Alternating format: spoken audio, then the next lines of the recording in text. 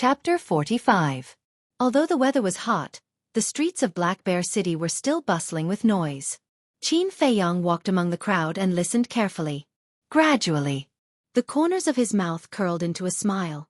Although 3 days had passed, the most talked about topic was still him. Moreover, there were still many people who didn't give up and formed teams to look for him in the mountains outside the city. As for Mu Fei and Jiang Wei, after a round of interrogation and investigation by the higher-ups of the Pill Palace, they were proven to be innocent and were released. Now, all the spearheads were pointed at Qin Feiyong. The Battle King of Yen City's Lin family had received an order from Lin Han to find Qin Feiyong no matter what. However, other than Luo Qingzhu and Zhao Shuang, no one knew that Qin Feiyong had already sneaked into the city. Take your time to find him.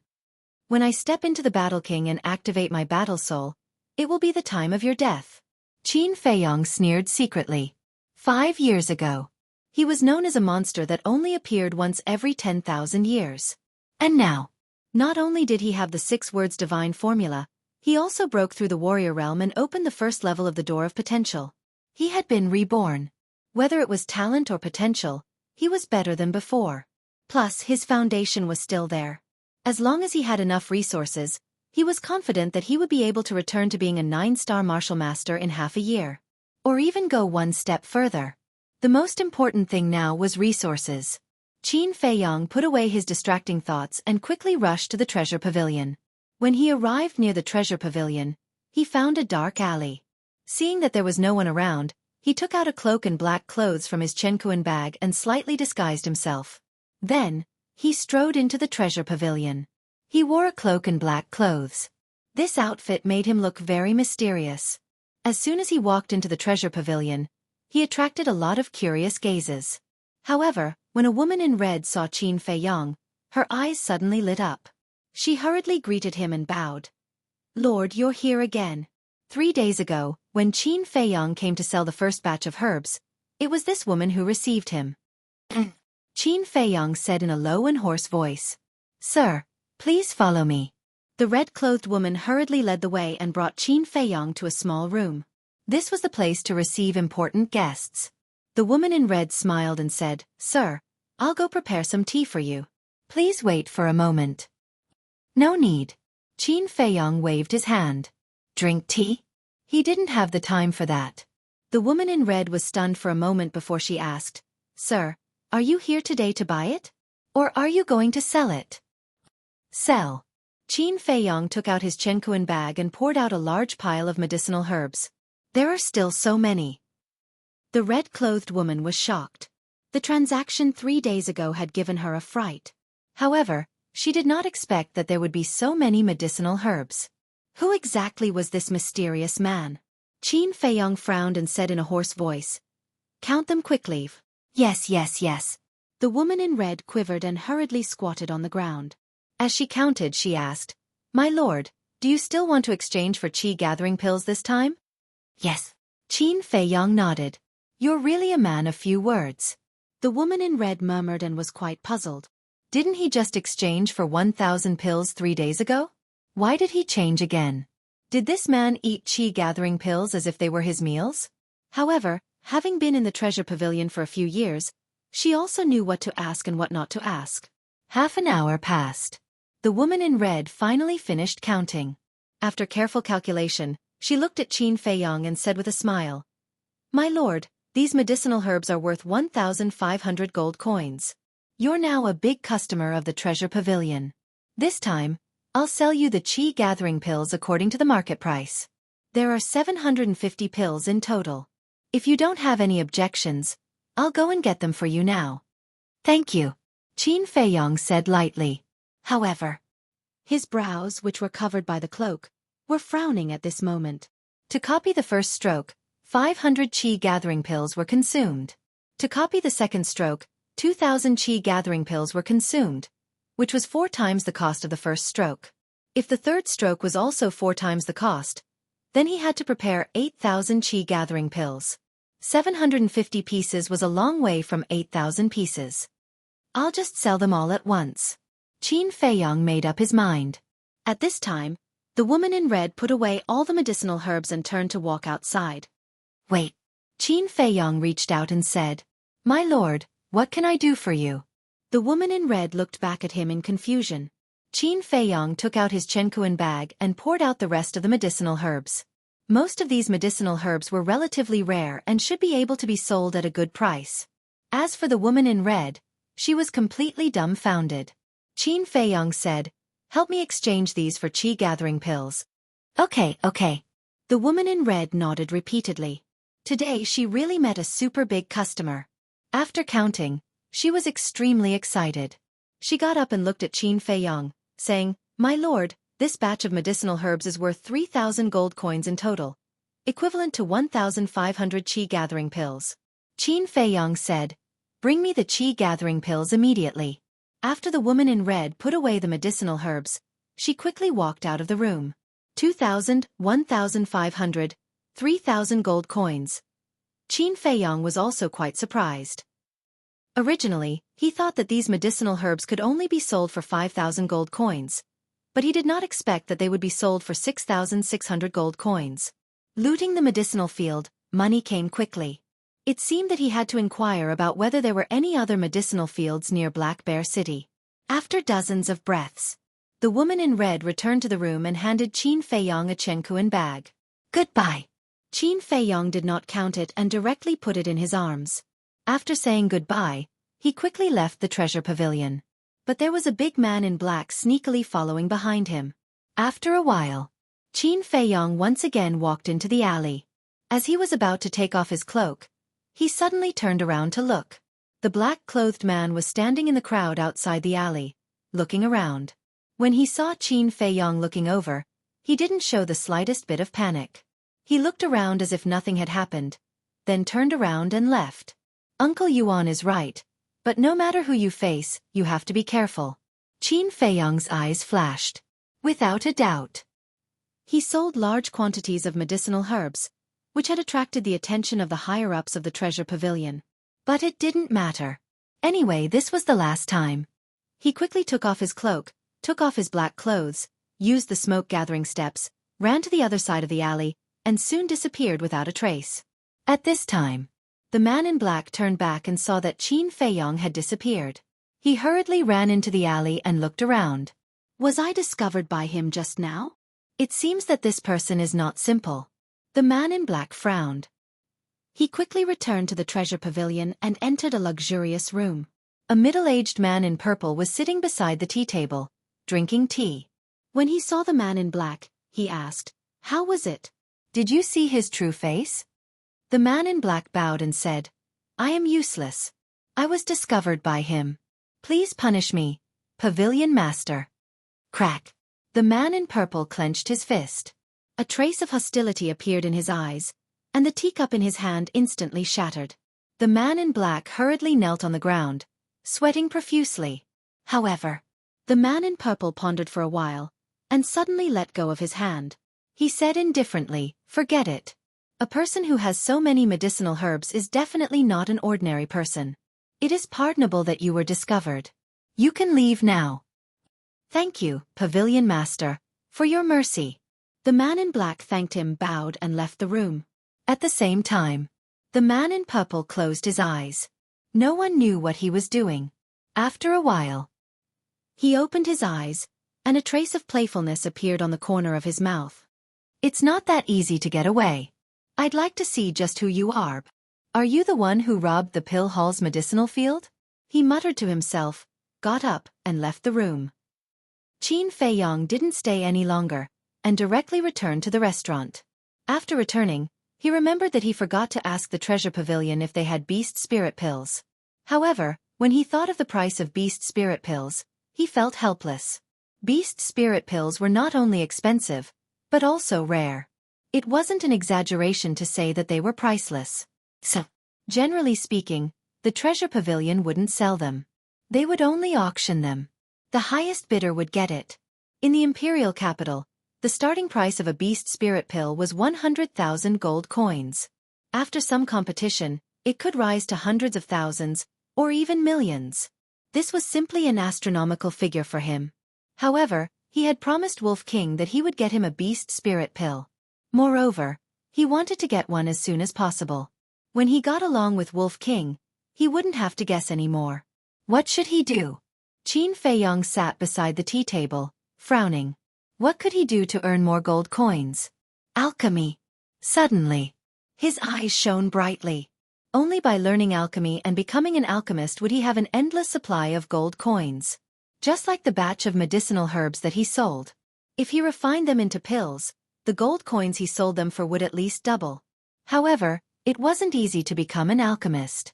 First of all, he had to have extraordinary mental strength. Second, he needed alchemy fire.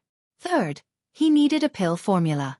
Only by fulfilling all the above conditions would he have the chance to become an alchemist. Although Qin Feiyong knew the basics, he didn't know anything about other aspects. This was because when he was in the imperial capital, he was immersed in martial arts. He didn't touch alchemy at all. After all, at that time he could get whatever he wanted. Why would he need to refine pills himself? It was simply a waste of time. However, it was different now. He had to find a way out now. I might as well go to the pill hall first and see if my mental strength is qualified.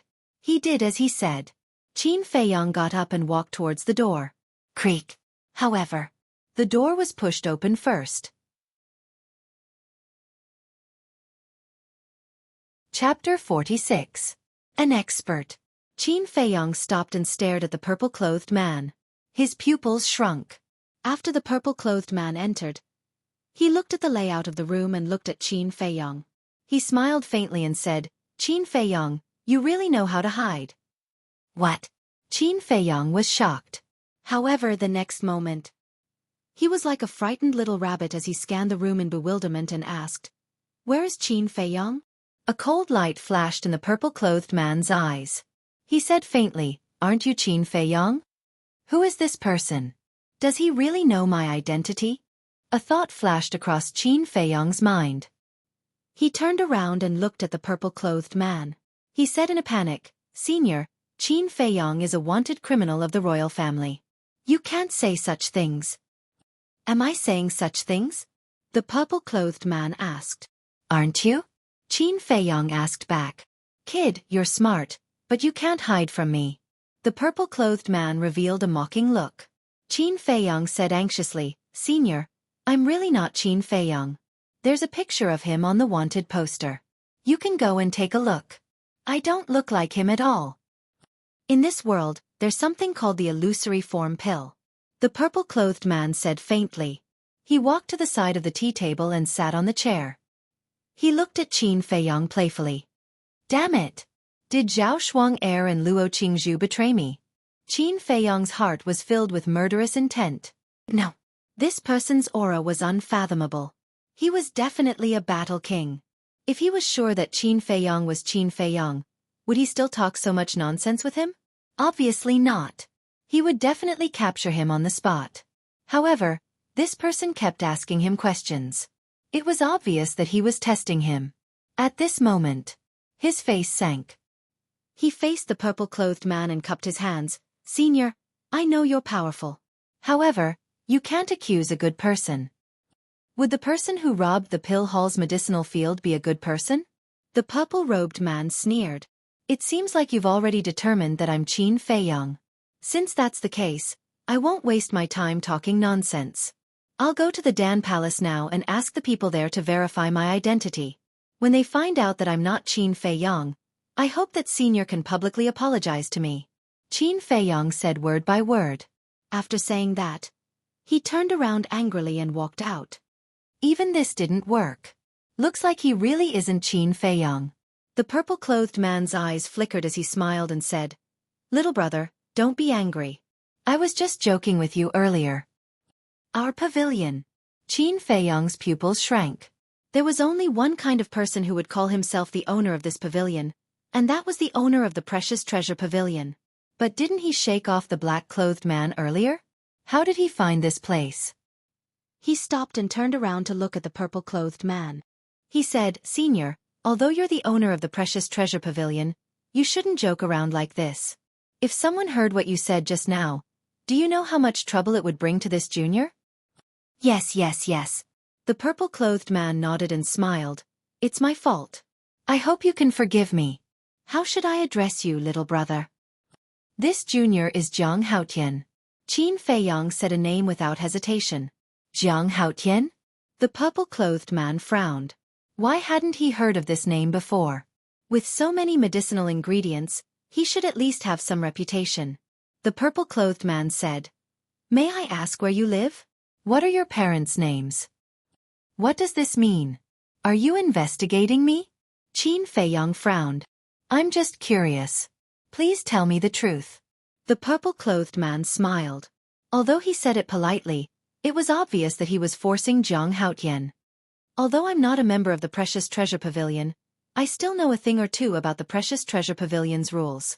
First, don't ask about the guest's origin. Second, don't ask about the origin of things.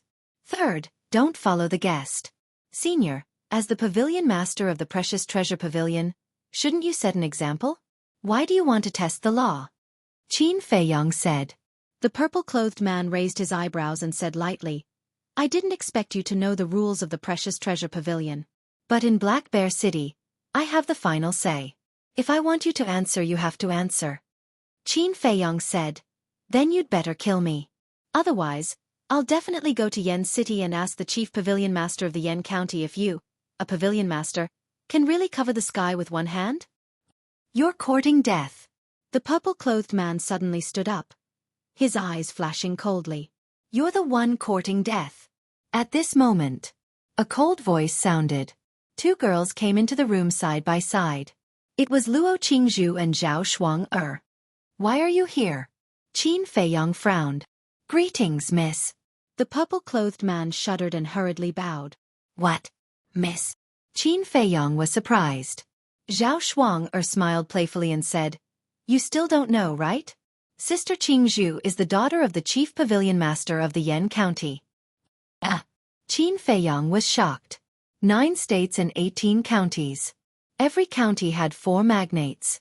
They were the county king, the chief hall master of the Pill Hall, the chief hall master of the Martial Arts Hall, and the chief pavilion master of the Precious Treasure Pavilion. The 4 giants each had their own duties and were on equal footing. Luo Qingzhu's father, as the chief pavilion master of the Precious Treasure Pavilion of the Yen County, naturally had a high status. It was no wonder that the old man guarding the herb field had to be polite to Luo Qingzhu. It turned out that she had such a powerful background. Luo Qingzhu's face was cold as she looked at the purple-clothed man and said, I just heard you say that you're in charge here? Plop. The purple-clothed man directly knelt on the ground and begged, Miss, I was wrong. I will definitely change. Please don't tell the chief pavilion master, okay?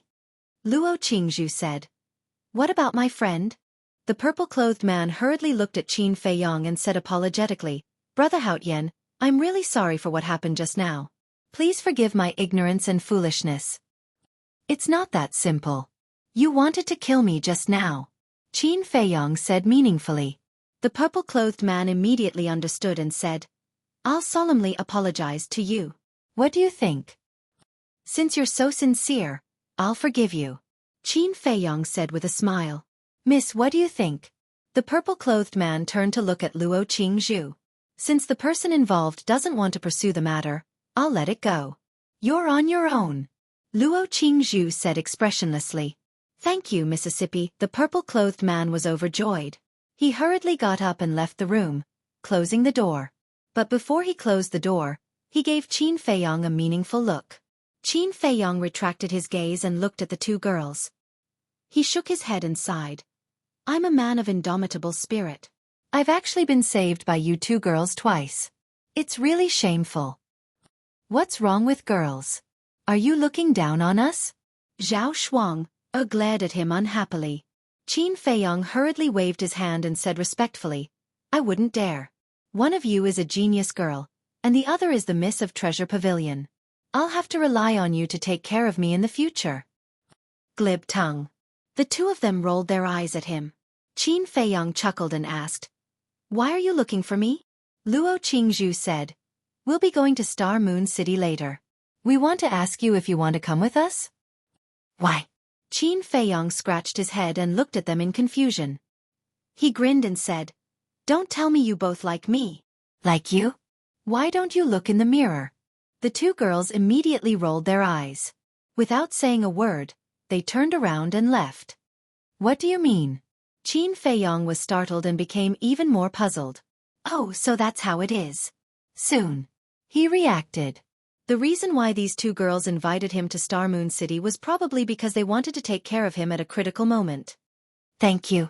I appreciate your kind intentions, but I really can't go to this Star Moon City. Qin Feiyong muttered. Zhao Shuang-er and Luo Qingzhu had already helped him twice. He didn't want to trouble them again. Most importantly, his future path was filled with danger. The closer they were to him, the more dangerous it would be for the two of them. At this time, the purple-clothed man returned to the room and said with a flattering smile, Brother Haotian, you really scared me to death. Why didn't you say so earlier that you and the miss knew each other? Qin Feiyong sorted out his emotions and said with a fake smile, If I had said it earlier, wouldn't I not have been able to see your true face? The purple-clothed man laughed embarrassedly and said, Brother Haotian, give me that universe bag. Universe bag?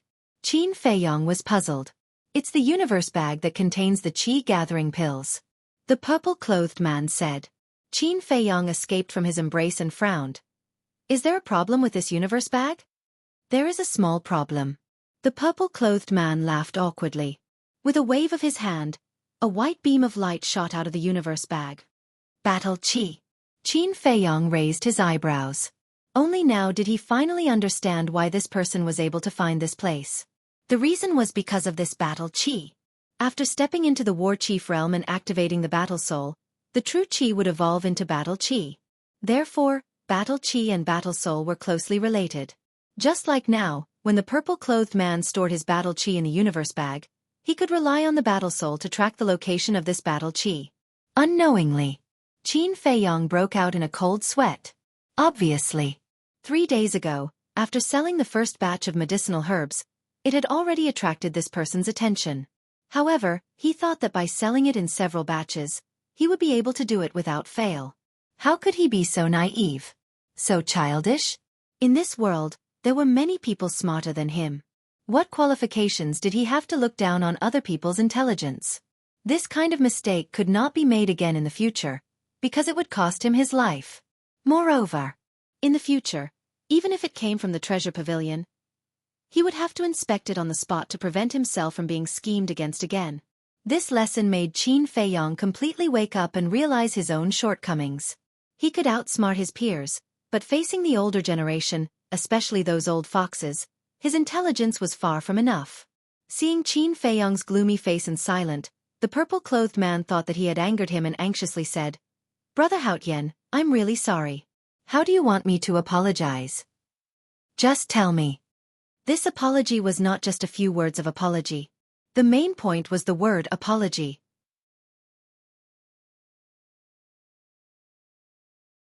Chapter 47. What? The purple-clothed man's face turned green. Didn't you tell me to ask for it? Qin Feiyong opened his mouth, revealing a mouthful of white teeth. I did say that, but you can't ask for too much. The purple-clothed man felt wronged. You can refuse. I'm going to find Luo Qingzhu later anyway. Qin Feiyong smiled. What he meant was that if the purple-clothed man dared to refuse, he would instigate Luo Qingzhu to tell her father the truth. At that time, not only would the purple-clothed man lose his position as the pavilion master, but he would also be severely punished. The purple-clothed man's face turned gloomy. This youth was a trap. Qin Feiyong walked up and put his arm around the purple-clothed man's shoulder. Don't be like this. You and I both know that even if you give me 10 beast spirit pills, it won't be from your own pocket, right? The purple-clothed man's heart trembled. He didn't expect this kid to be a little fox. Can you do it or not? Say something. Qin Feiyong urged. The purple-clothed man gritted his teeth and nodded. Okay, but you have to promise me that if you have the chance, you will put in a good word for me in front of the young Mississippi. This is a small matter. Qin Feiyong readily agreed. Also, this is the first and last time. After all, the losses are too much and it's easy for the higher-ups to find out. The purple-clothed man said. Don't worry, I'm an easy person to satisfy. I won't ask you for a silver coin in the future. Qin Feiyong laughed. Easy to satisfy? I can't tell. The purple-clothed man rolled his eyes. Sigh. This time, He really suffered a double loss. The purple-clothed man shook his head and sighed as he left. In less than an hour, he asked the black-clothed man to deliver a Xueqi bag. After sending the black-clothed man away, Qin Feiyong carefully counted. There were exactly 100,000 qi gathering pills and 1 beast spirit pill. This time he really made a big profit. However, he knew that this was all thanks to Luo Qingzhu. How can I thank them? After putting away the Xueqi bag, Qin Feiyong lowered his head and pondered. A moment later, his eyes lit up. He found a brush, ink, and bamboo slips and concentrated on copying. He was copying a martial skill. Right now, he had nothing on him. He really couldn't take out any decent gifts. He only had the martial skills in his mind. Several hundred breaths later, with a wave of his hand, he finished writing the last word. There were a total of 2 martial skills. One was a support-type martial skill, Gale Steps. The other was a killing martial skill, Mystic Moon Palm. Qin Feiyong grabbed the bamboo slips and scanned them one by one. He said with a smile, "These 2 martial skills are both perfect-grade martial skills. If I take them to auction, it will definitely cause a frenzy. They should like it." Auction? Suddenly, Qin Feiyong was taken aback. Yeah, why am I so stupid? I can just copy the martial skill and auction it off. Immediately, Qin Feiyong couldn't help getting excited. The importance of martial skills was obvious to all. Especially perfect-grade martial skills. Even the big families of Black Bear City might not have them. Even if there was, at most, only one. However, in his mind, there were hundreds of perfect-grade martial skills. This was simply a huge treasure trove. He was sitting on a treasure trove, but he didn't know it at all. He was still racking his brains all day, thinking about how to earn gold coins. What a fool! He hurriedly found a bamboo slip, but just as he was about to copy it, he hesitated. Although in the imperial capital, perfect-grade martial skills were very common, and all the big families had them, one had to know that this was Yan County. If a large number of perfect-grade martial skills appeared, it might cause unnecessary trouble. It seemed that perfect-grade martial skills couldn't be easily used. Then he would copy a high-grade martial skill. However, what made Qin Feiyong vexed was that he couldn't find any high-grade martial skills in his memory. In the past, other than perfect-grade martial skills, he didn't care about the other grades of martial skills at all, so he didn't care about them. Who would have thought that he would still need them now? I seem to remember that once when I was bored, I saw a few high-grade martial skills. Think carefully. Qin Feiyong closed his eyes and thought hard. After thinking for a long time, he finally remembered a high-grade martial skill called Reckless Bull Fist. He picked up the brush and began to copy. Reckless Bull Fist. The fist wind was like the roar of a bull. It was known for its ferocity and was a high-grade martial skill. After copying, Qin Feiyong carefully checked it again. After confirming that there were no mistakes, he smiled and said, "I wonder how many gold coins a high-grade martial skill can be sold for in Black Bear City." Then, he put away the 3 bamboo slips, walked out of the room, closed the door, and went to the restaurant lobby. After asking the waiter about the location of the Zhang family, he left the restaurant and quickly went to the Zhang family. However, when he reached the Zhang family, he was told by the Zhang family servants that Luo Qingzhu and Zhao Shuang had already left. However, they hadn't left for long, so he could still catch up. He asked again, which city gate did the 2 of them leave from? The Zhang family servants told him that it was the West City Gate. Qin Feiyong rushed to the West City Gate without stopping. West City Gate. At this moment, there were 2 horses and 2 beautiful girls sitting on the backs of the horses, forming a beautiful scenery. The passers-by passing by here couldn't help but take a few more glances. There were even some young men who would go up to greet them. However, the 2 beautiful girls turned a blind eye to them. They were extremely cold. Their eyes passed through the city gate and looked at the crowded street, as if they were waiting for someone. A moment later, a trace of disappointment crept into the eyes of the 2 girls. Luo Qingzhu sighed and said, "Sister Shuang he won't come. Let's go." Zhao Shuang said angrily, "This guy really doesn't know what's good for him." Wait. But at this moment, a loud shout came from the city. The 2 girls immediately beamed with joy. Qin Feiyong ran in front of the 2 girls as fast as lightning. Zhao Shuang pursed her red lips and said, "I thought you wouldn't come." Qin Feiyong smiled and said, How is that possible? You two have helped me, so I definitely have to come to see you off. See you off? The two of them were stunned. Qin Feiyang took out the two bamboo slips and stuffed them into Zhao Shuang-er's hands. He smiled and said, "Thank you for helping me. I don't have anything valuable, so I prepared a little gift. I hope you don't mind." Zhao Shuang-er frowned and opened the bamboo slips. When she saw the contents, her expression suddenly froze. Seeing this, a trace of doubt crept into Luo Qingzhu's eyes. She took the other bamboo slip from Zhao Shuang-er's hands and looked carefully. Her delicate body also froze. He actually gave a perfect martial arts technique as a gift. This guy was too extravagant, right? Did he know the value of a perfect martial arts technique? Seeing the expressions of the two girls, Qin Feiyang immediately realized that he had greatly underestimated the value of a perfect martial arts technique in the county of Yen. Perhaps in Yen City, perfect martial arts techniques were rare. This is too valuable. I can't accept it. Zhao Shuang-er shook her head and was about to return the bamboo slips to Qin Feiyang. However, Qin Feiyang had already turned around and walked towards the city gate in large strides. Without even looking back, he waved his hand and said with a smile, "Beauties, if fate wills it, we'll meet again. Also, remember to think of me more when you have the time." Luo Qingzhu and Luo Qingzhu immediately rolled their eyes. "Thank you," Zhao Shuang-er silently said in her heart. Luo Qingzhu's family background was illustrious. It was not difficult for her to obtain a perfect martial arts technique. But she was only a child of a small family. No matter what, she had to rely on her own ability to fight for it. To her, a perfect martial arts technique was a dream. Qin Feiyang had now given her two perfect martial arts techniques. At least it would allow her to struggle less for a few years. So, she was especially grateful. "Who the hell are you?" Luo Qingzhu also muttered in her heart. Perfect martial arts techniques.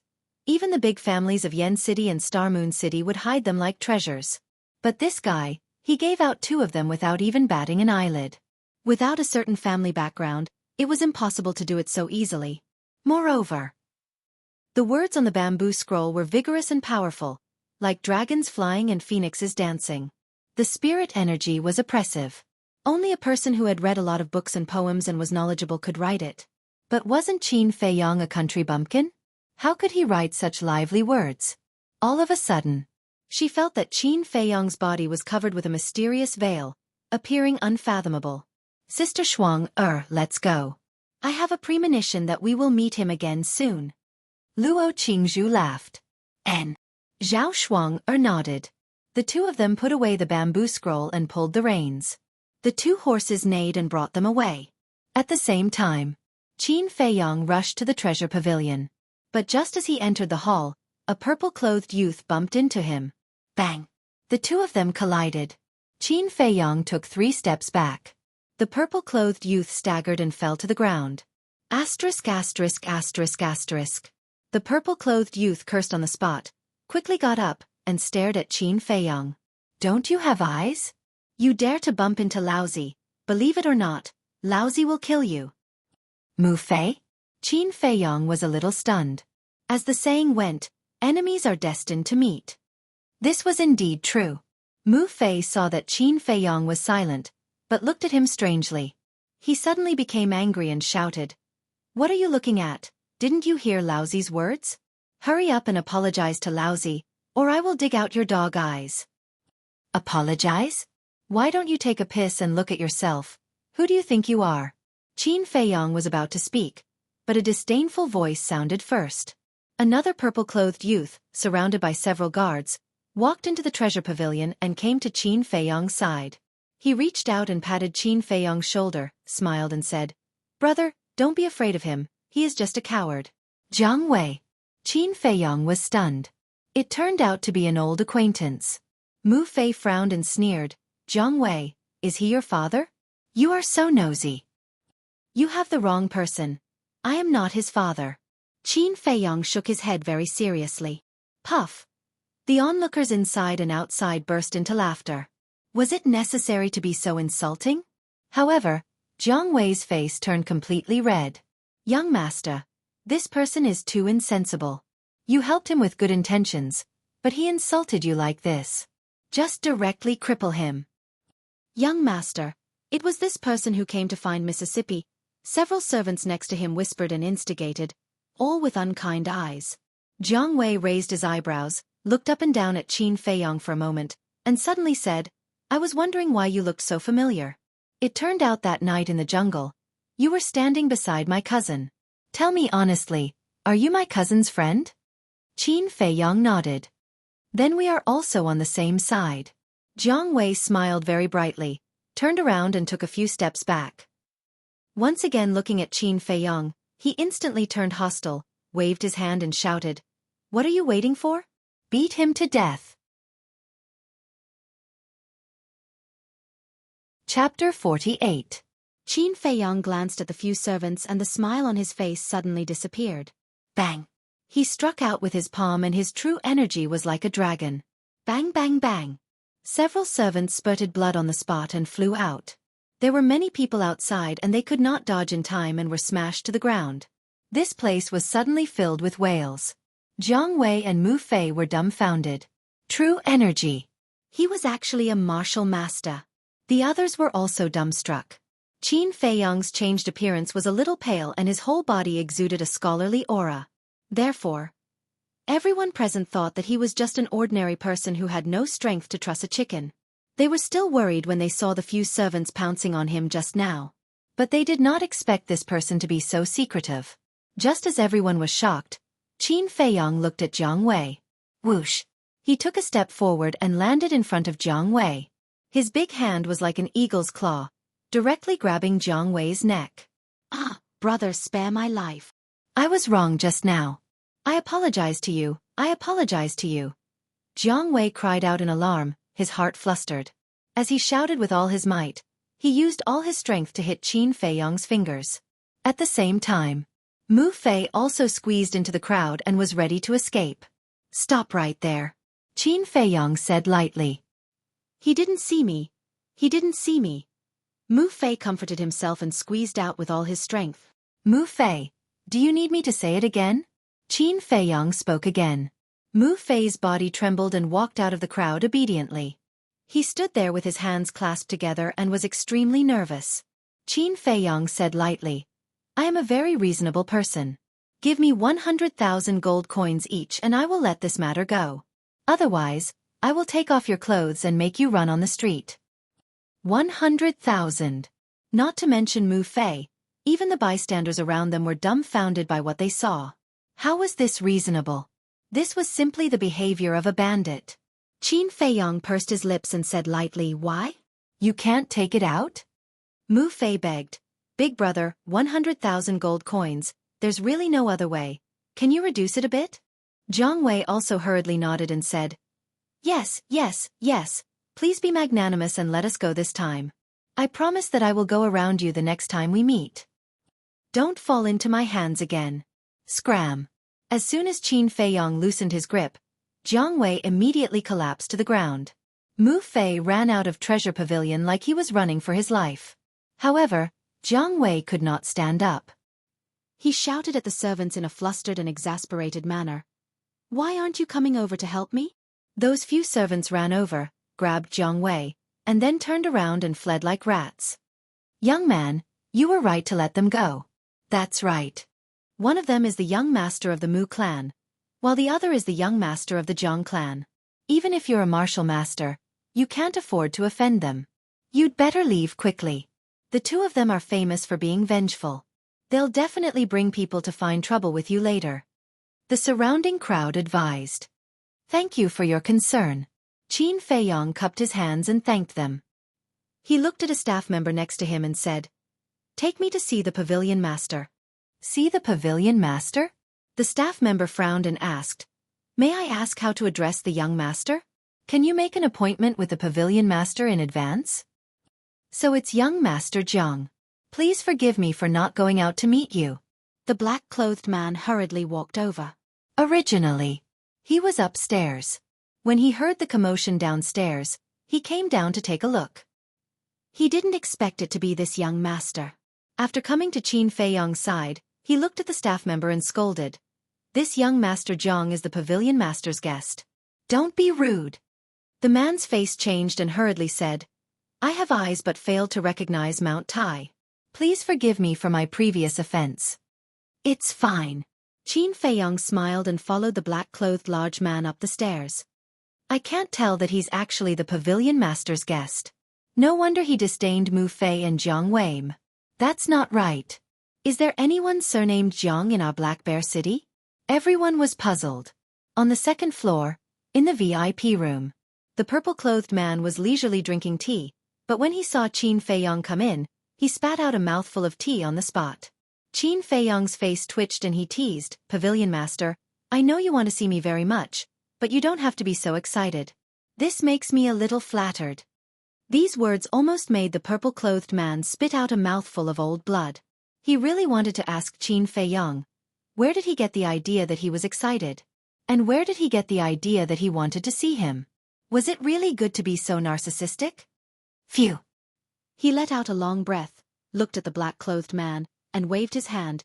You can go out. Yes. The black-clothed man bowed and left, closing the door. It was the first time he saw the pavilion master being defeated. His face was red, and he wanted to laugh but didn't dare to. The purple-clothed man returned to his seat and asked weakly, Didn't you say? You didn't ask me for half a silver coin. Why are you here now? Qin Feiyong was stunned. He sat opposite the purple-clothed man and said, Do you think I'm here to blackmail you? Aren't you? The purple-clothed man frowned. Actually, I'm quite kind. Qin Feiyong smiled faintly, took out the bamboo scroll, and placed it on the tea table. To hell with your kindness. The purple-clothed man looked at him disdainfully, got up, grabbed the bamboo scroll, and opened it. A superior martial arts technique. He looked at Qin Feiyong in surprise. Qin Feiyong smiled and said, It's indeed a superior martial arts technique, but it's not for you. I want to ask you to help me auction it.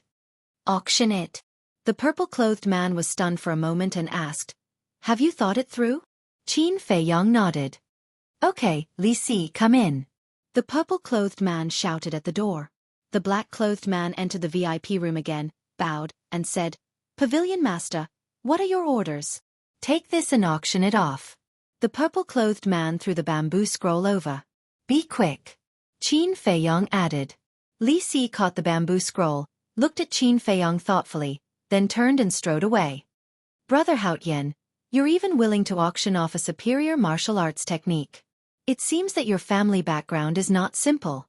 The purple-clothed man laughed. Can you stop trying to get information out of me? Qin Feiyong felt helpless. When dealing with this kind of person, he had to be on guard at all times. Otherwise, if he was not careful, he would fall into a trap. Okay, I won't ask anything. Come, have some tea. The purple-clothed man chuckled. This young man was quite alert. Jiang, get the hell out here. About half an hour later, an angry shout suddenly came from outside. The purple-clothed man's hand that was holding the teacup paused slightly, and then calmly drank the tea while watching Qin Feiyong's reaction.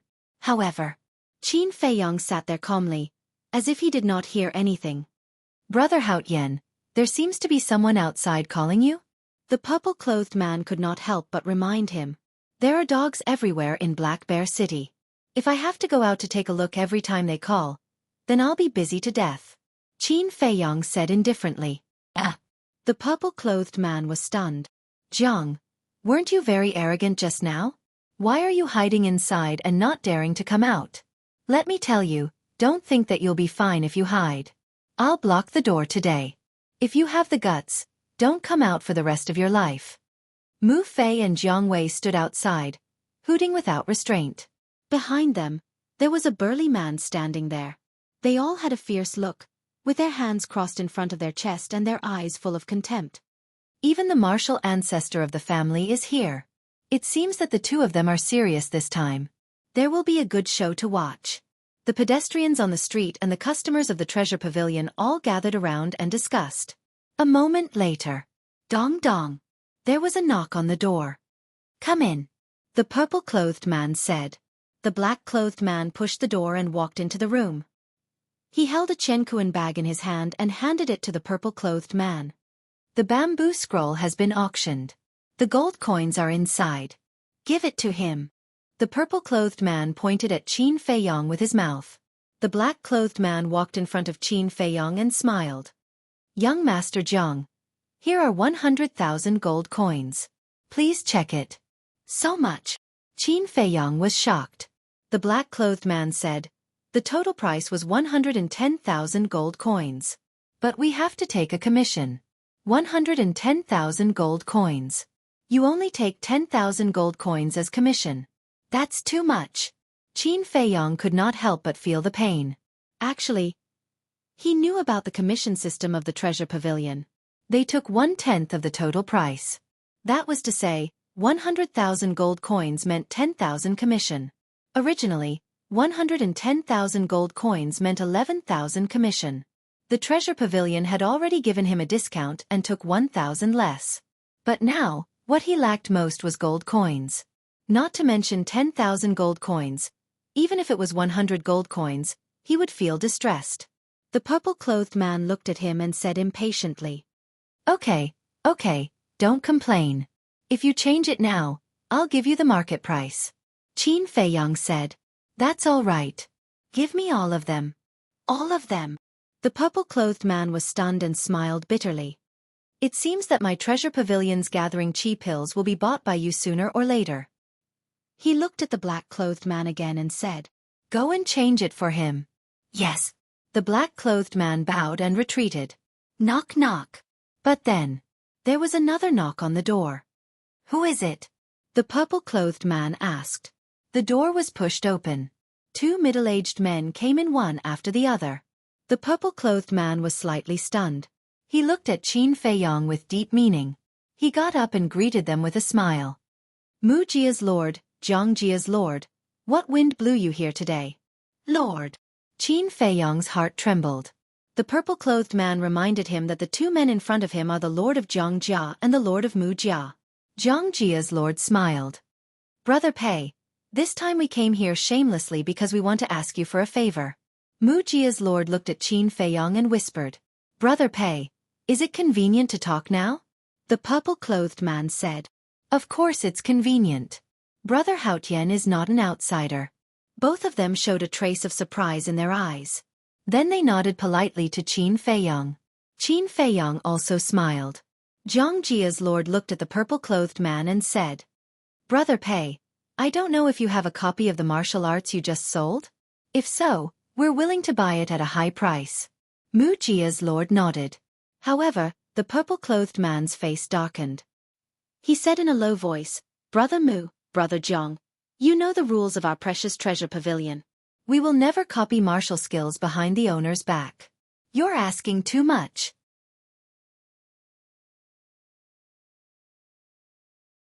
Chapter 49. On the surface, the man's words seem to be condemning the two, but in fact, he's talking to Qin Feiyong. He doesn't want Qin Feiyong to misunderstand that the treasure pavilion has a private copy of martial arts, so as not to affect their relationship. At the same time, Qin Feiyong also secretly breathed a sigh of relief.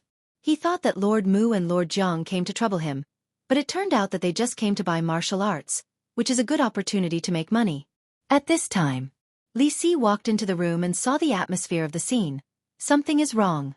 He handed the Qiankuan bag to Qin Feiyong and stood silently. Qin Feiyong counted the items and put away the Qiankuan bag. He got up and smiled. Mu Jia's lord, Zhang Jia's lord, that martial skill is mine. If you really want it, then arrange the auction price. 110,000 gold coins. Yours? Really? The two were surprised. No wonder they're suspicious. It's because Qin Feiyong looks too weak. How can such a person have a martial arts skill? However, the man in purple frowned.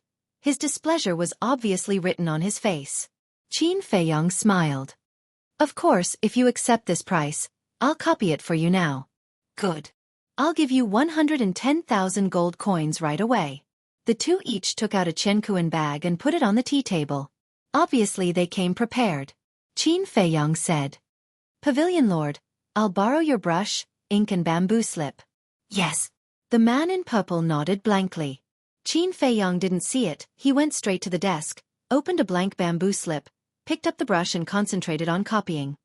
This kid really doesn't know what's polite. The man in purple snorted. He looked at the two and asked, "Weren't you at the auction?" Lord Zhang said, "I received the news after the auction was over." "Me too." Lord Mu nodded. Fortunately, the owner of the martial arts skill is still there, otherwise, this trip would be in vain. The purple-clothed man looked at the black-clothed man and asked, "Li Si, who was the one who took it?" The man in black replied respectfully, "Pavilion Master, it's the Ling family." The purple-clothed man suddenly understood. A moment later, Qin Feiyong finally managed to copy it. As soon as he stopped writing, the Mu Jia's lord hurriedly ran up and scanned the text on the bamboo slip. Their eyes gradually lit up. Qin Feiyong smiled and said, "That's enough. Take it." "Thank you." The two of them cupped their hands and thanked him. Then, each of them grabbed a bamboo slip and left in a hurry. Strange. Qin Feiyong looked at Patriarch Zhang's back, his heart full of doubts. He looked at the purple-clothed man and asked, "Pavilion Master, don't the big families of Black Bear City have perfect martial skills?" "Humph." The purple-clothed man snorted and returned to his seat, ignoring Qin Feiyong. Qin Feiyong froze for a moment, then shook his head and laughed. He walked to the tea table and grabbed a Chenkuan bag. After a little counting, he took out 20,000 gold coins and piled them on the ground. He smiled and said, "Pavilion Master, this is the commission. Please accept it." Seeing this, the purple-clothed man smiled. This kid is quite sensible. After all, this is Treasure Pavilion. Qin Feiyong and the Mu Jia's lord made a private deal in front of him. It's disrespectful to him and Treasure Pavilion. In fact, to put it bluntly, Treasure Pavilion will earn less commission. This is what the purple-clothed man was dissatisfied with.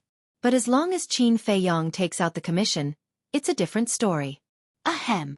The purple-clothed man coughed. Li Si understood and hurriedly put away the 20,000 gold coins. The purple-clothed man smiled and said, "Brother Haotian, we're all on the same side. Why are you so polite?" Qin Feiyong said, "Since you're not polite, then give it back to me." The smile on the purple-clothed man's face stiffened. He coughed and said, "Black Bear City is just a small city. Perfect martial arts are rare even in large cities. How can the families here have it? There's only one kind of martial arts in their family." Qin Feiyong frowned. Ling family and Mu Jia don't have it. But the Zhang family has the support of the Pavilion Master. How can they not have it? The purple-clothed man hesitated for a moment and shook his head. Although the Pavilion Master is a member of the Zhang family, there are various subtle relationships. In short, these things are not something you and I are qualified to discuss. Subtle? Qin Feiyong's eyes flashed. The relationship between Luo Qingzhu's family is really confusing. In this case it also makes sense. There are three big families in Black Bear City. They are the Zhang family, the Mu family, and the Ling family. The three big families fight openly and secretly. They are like fire and water. But because their strength is not much different, they can't suppress the other two and take the lead. This time, the Ling family got the bull fist and mastered two kinds of superior martial arts. Their overall strength will undoubtedly double. The Zhang family and the Mu family naturally can't sit still and hurry to the treasure pavilion to buy the bull fist. This way, they won't be pulled apart by the Ling family. Thinking this through, Qin Feiyong was filled with emotions. He never thought that the martial arts that he looked down on before could change the situation of Black Bear City. It can be seen how big the gap between the Yen County and the capital is. He didn't continue to stay. Qin Feiyong said goodbye and walked out of the VIP room and went to the first floor. This trip was very worth it. First of all, he made a lot of money. In addition to the hundreds of thousands of qi gathering pills, he also had an extra 200,000 gold coins. Secondly, he learned that the value of the martial arts was far beyond his initial estimate. He thought that the superior martial arts would at most be sold for tens of thousands of gold coins. The result was that it was sold for 110,000 gold coins. If it was a perfect martial arts, wouldn't it be sold for millions, or even more? Mountains and rivers, there is no road, but there is a light at the end of the tunnel. Now he no longer has to worry about the gold coins. Outside, Jiang Wei and Mu Fei were still shouting. The Jiang family head and the Mu family head also didn't leave. After asking the two for the reason, they were furious on the spot. Even daring to bully their son, this Jiang guy really doesn't have eyes. Father, he came out. Father, it's him, he almost killed me. Jiang Wei and Mu Fei suddenly pointed to the door of the treasure pavilion. A strong cold light flashed in their eyes. How could it be him? The Jiang family head and Mu Fei looked and their eyes suddenly widened. Just now in the VIP room, the man in purple only said Brother Haotian and didn't mention Qin Feiyang's surname. Li Si also didn't. Jiang Wei and Mu Fei only knew that the person who bullied them was surnamed Jiang. Therefore, it wasn't until now that the Mu family head and Mu Fei knew that this Jiang guy was the one who sold them the martial arts. Father, you must teach him a good lesson. Yes, this kind of person, if you don't give him a taste of bitterness, he won't know his own weight. Jiang Wei and Mu Fei didn't notice the abnormality in their father's expression at all. They proudly looked at Qin Feiyang, as if to say, "Boy, you're so arrogant, now you're dead." Qin Feiyang walked out of the treasure pavilion and stood on top of the steps. He looked at the two patriarchs and frowned. Two patriarchs? What do you mean by this? Jiang family head asked. May I ask little brother's name? Jiang Haotian. Qin Feiyang said. It's really the same person. Mu family head and Jiang family head looked at each other. Their faces were a bit embarrassed. Mu family head said. Little brother, may I ask, how did you and my son get into a conflict? I just accidentally bumped into Mu Fei and he broke out and scolded me. He also threatened to kill me. As for Jiang Wei, he came with a group of servants. When he heard that I was Luo Qingzhu's friend, he ordered the servants to beat me to death. Two lords, I just want to ask, in broad daylight, they are so arrogant. Is there any law in Black Bear City? Qin Feiyang looked at the two lords, his tone aggressive. Jiang Wei angrily said. Fart, obviously, you said you're my father, so I ordered the servants to beat you. Jiang family head's eyes were cold. Jiang family head, I didn't say that, it was Mu Fei who said it. At that time, I denied it. If you don't believe me, you can ask everyone. Qin Feiyang pointed to the crowd around him. Seeing his self-righteous look, the people around him tried to stifle a smile on their faces. Jiang family head flew into a rage. The spearhead suddenly pointed at Mu Jia's lord. He shouted. This is your good son? If you really don't have the ability, just tell me, I'll help you teach him. Mu Jia's lord sneered. Jiang old dog, your son is not a good thing. What qualifications do you have to talk about me? Old thief Mu, say it again. What can you do if I say it? Okay, you have guts. In a month's big hunting game, I'll make your Mu Jia look good. Don't be complacent, it's still unknown who will look good. Mu Fei, come back with me. Jiang Wei, come home with me. The two lords quarreled, yelled at Jiang Wei and Mu Fei, then turned and left angrily. Jiang Wei and Mu Fei stood there stupidly. What's going on? Aren't they looking for Jiang Haotian to settle accounts? How come these two old guys are quarreling first? Not only did they quarrel, but they also left? What are you still doing? Believe it or not, I'll kill you on the street. The two lords glared at Jiang Wei and Mu Fei. The two didn't dare to stay any longer. They hurriedly followed. The two martial ancestor realm experts they brought with them didn't dare to have any objections. They quickly turned and chased after them. Qin Feiyang was stunned. The crowd around them also didn't recover for a long time. That's it? They clearly said that they would teach Jiang Haotian a lesson. They were all waiting to watch a good show, but the result was nothing. Isn't this too funny? Everyone looked at Qin Feiyang. In a few words, he diverted the fire of war, making the two lords fight each other. But he, the source of the disaster, was completely ignored. How can this kid's head be so smart? Jiang Haotian.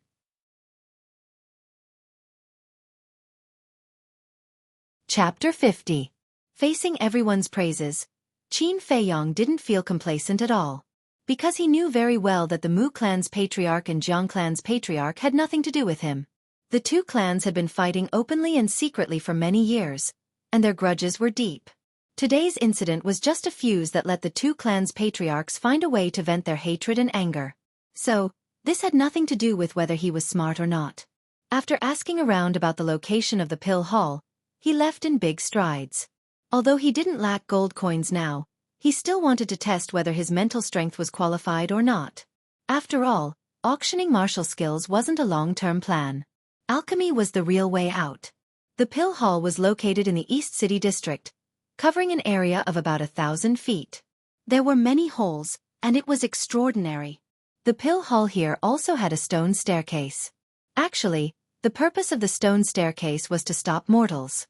After all, in a small city like Black Bear City, most of the people were mortals. If they all went to participate in the test, wouldn't the pill hall be busy? So, the pill hall thought of a way to use 999 stone staircases as the first test to let the mortals know how difficult it was and retreat. If someone really climbed to the top with a mortal body, then even if he didn't have the talent for alchemy, he was still a cultivation genius worth cultivating. It was summer. On the long stone staircase, there were many people climbing. They were all mortals with dreams. As long as they reached the top, they could be reborn and soar to the sky. Unfortunately, the reality was cruel. Many people were already tired before they reached the middle of the mountain. Only a martial artist would have hope. Qin Feiyong walked as if he was flying, passing one person after another. Under countless envious gazes, he quickly reached the top. There was an old man in white sitting cross-legged at the top. Sensing someone coming up, he opened his eyes and looked at Qin Feiyong for a while. He asked, "You are Zhang Haotian?" "Yes, I am." Qin Feiyong nodded. The old man in white said, "Young man, you are very good. But here, you have to lower your status. Because if you want to become an alchemist, it's not enough to have brains." "I understand." Qin Feiyong cupped his hands and said, "Come with me." The white-robed old man stood up and pushed open the door of the main hall. He called out to Qin Feiyong and strode in. Outside the palace was a dazzling sight. However, the decorations inside the palace were very simple. Other than a few chairs, there was only an altar. There was a crystal placed on the stage. It was about the size of a palm and had distinct edges. Sunlight shone down from the transparent tiles on the ceiling, giving it a glaring luster. The old man in white stood beside the altar and looked at Qin Feiyong. "Place your hand on the crystal stone. Don't use your true qi, and don't use too much strength. Just close your eyes and meditate. The crystal stone will automatically absorb your spiritual power." "All right." Qin Feiyong nodded and pressed his hand on the crystal. A cold feeling immediately came from his palm. Immediately after, he closed his eyes, his heart as still as water, and entered the state of meditation. Gradually, the crystal emitted rays of light. But this was very common. Even if a mortal pressed their hand on it, the crystal would glow. That was because everyone had spiritual power. The only difference was how strong or weak they were. About 10 breaths passed. Bas!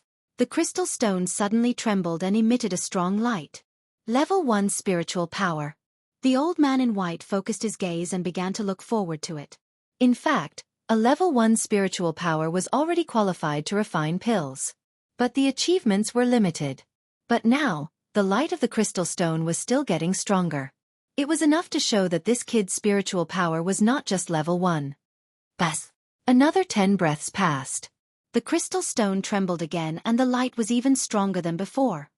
Level 2 spiritual power. The old man in white's eyes lit up and he was looking forward to it. Bas! Soon. The crystal stone trembled for the 3rd time and the light was even stronger. Not bad, not bad. The old man in white nodded. But not long after, the crystal stone trembled again. This was the 4th time. The old man in white could no longer calm down. His old eyes were shining. There were only a dozen people who had level 4 spiritual power in the entire Black Bear City Pill Hall. But in terms of spiritual power, this kid was already considered one of the best. Hua! Before he finished his thought, the crystal stone trembled again and the blazing light shone on the entire palace. Level 5 spiritual power. The old man in white trembled and clenched his fists. His eyes were burning with passion. Could it be that he had met an alchemy genius this time? It has already trembled 5 times. Qin Feiyong was also very excited. Although he closed his eyes, he could feel it clearly. He knew a little about the spiritual power test. The more the crystal stone trembled, the brighter the light. This meant that the strength of the spiritual power was higher.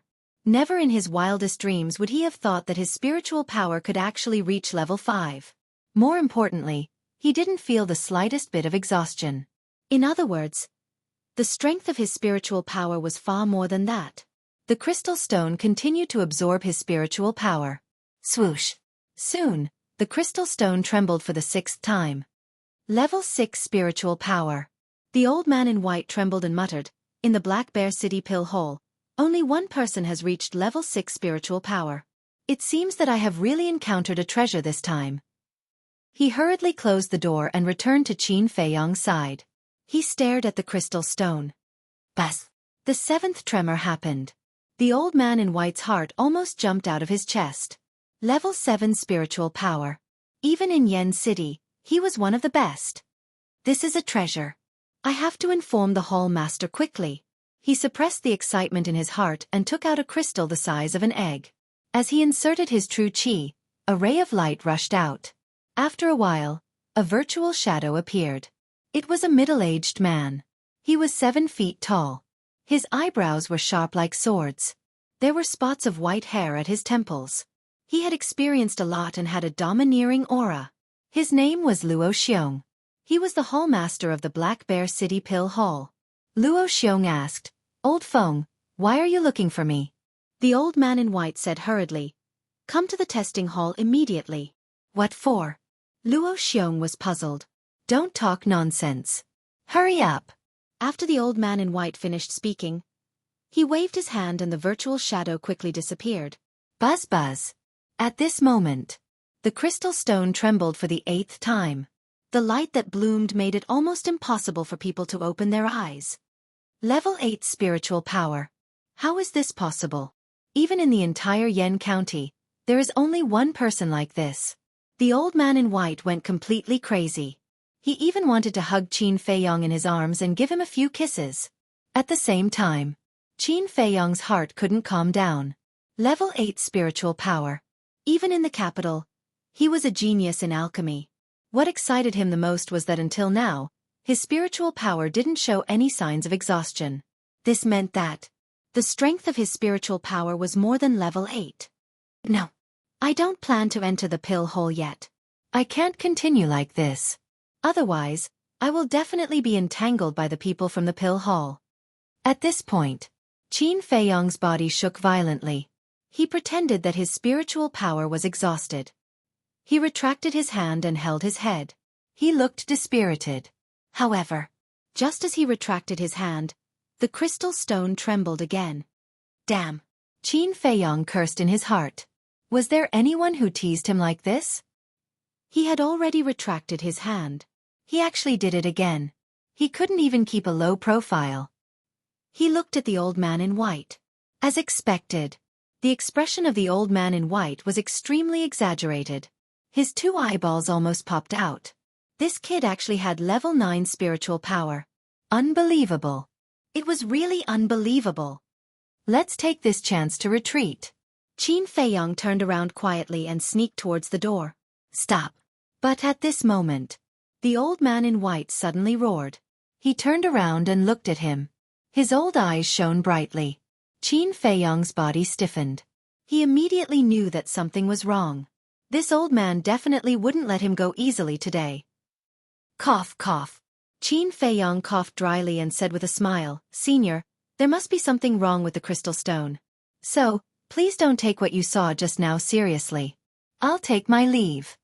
After that, he rushed towards the door angrily as if he was running for his life. Creak. But suddenly, the door was pushed open. Luo Xiong stood outside the door. Seeing Qin Feiyong rushing towards him, he frowned. "You came just in time." Qin Feiyong was overjoyed. He stepped out of the door and was about to escape. "Temple Master, stop him." But at this moment, the old man in white suddenly shouted, "Humph!" Luo Xiong snorted coldly and grabbed Qin Feiyong's clothes with a backhand. Then, he threw Qin Feiyong into the main hall. Qin Feiyong rolled in front of the white-clothed old man like a ball. Luo Xiong followed him into the hall and closed the door. He looked at Qin Feiyong unkindly and was about to ask the old man in white about the situation. "Temple Master, I only asked you to stop him. I didn't ask you to throw him." But the old man in white stared at him angrily. He hurriedly helped Qin Feiyong up and said with concern, "Little brother, are you all right? Our temple master has a bad temper." Don't argue with him. What? Luo Xiong was stunned. His face was filled with confusion. I'm fine, I'm fine. Qin Feiyong waved his hand and said with a smile. He hurriedly said, Senior, I still have something to do. Can you let me? No. Without waiting for him to finish his words, the old man in white shook his head decisively and said seriously, You have level 9 mental power. Only by entering the pill hall will your talent not be wasted. Level 9 mental power? Luo Xiong was shocked. Qin Feiyong looked at Luo Xiong and felt bitter. He said to the old man in white, Senior, I already said that there must be something wrong with the crystal. If you don't believe me, we can try again. The old man in white frowned. He really couldn't understand why this kid would deny his talent. He pondered for a while. He nodded and said, All right, I will satisfy you. Change to another crystal and try again. But if you really have level 9 mental power, you must stay in the pill hall. Yes. Qin Feiyong nodded like he was pounding garlic. The old man in white took out a brand new crystal from his Chengkuan pouch and signaled Qin Feiyong to press it. After Qin Feiyong pressed his hand on it, the crystal trembled. Qin Feiyong secretly laughed. He immediately retracted his hand and rubbed his head. He shook his head and said, Senior, I can't take it anymore. My head is dizzy. What? The old man in white was shocked. Could it be that there was something wrong with the crystal? Senior, can I leave now? Qin Feiyong asked. The old man in white was still confused. He instinctively nodded. Immediately.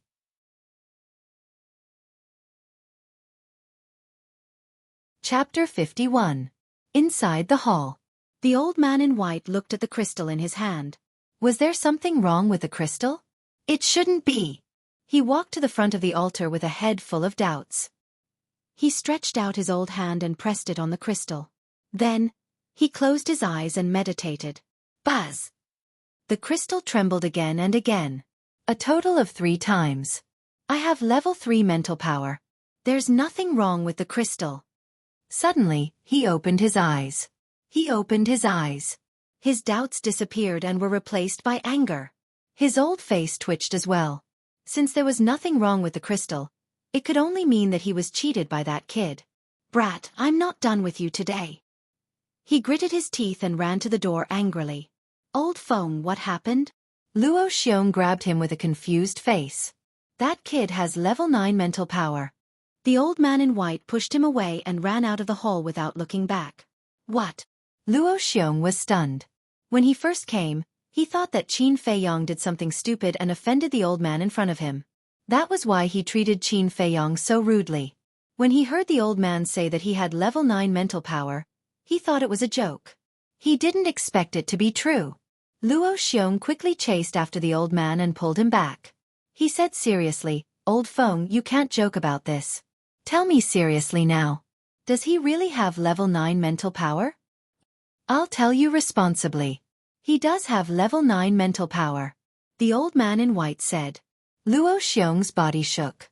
His eyes shone brightly. He said in a low voice, Old Feng, no matter what, you have to let him join the pill hall. Also, only you and I can know about this. We can't let a third person know. Cut the crap. If you don't chase after him, he'll run away. The old man in white looked down and was extremely anxious. Wherever he looked, Qin Feiyong ran towards the street as if he was running for his life. Don't worry. He can't run away. Zhang Haotian, stop right there. With a loud roar, Luo Xiong leaped from the peak and landed steadily on the ground. Qin Feiyong's complexion slightly changed. He hastily rushed into the crowd. What happened? When the pedestrians saw this, they were all at a loss. You're still running. Luo Xiong's face was dark as he said angrily, Whoever can stop him, I will reward 10,000 chi amassing pills. As soon as he said this, the entire street instantly boiled over. Go! Stop him! The passers-by who had been watching the fun rushed toward Qin Feiyong as if they had been injected with chicken blood. Is there a need to do this? Qin Feiyong smiled bitterly. Using the shifting smoke steps, he dodged again and again as if there was no one around. This brat is so slippery. Let's stand in a row, don't let him slip away. More than a dozen people held hands and stood in front of him. Little guy, let's see how you're going to run this time. When Luo Xiong saw this, he couldn't help but sneer. Qin Feiyang glanced at the dozen or so people, then turned back to look at the rapidly approaching Luo Xiong. Frowning slightly, he stomped on the ground with all his might and jumped directly onto the roof of a nearby building.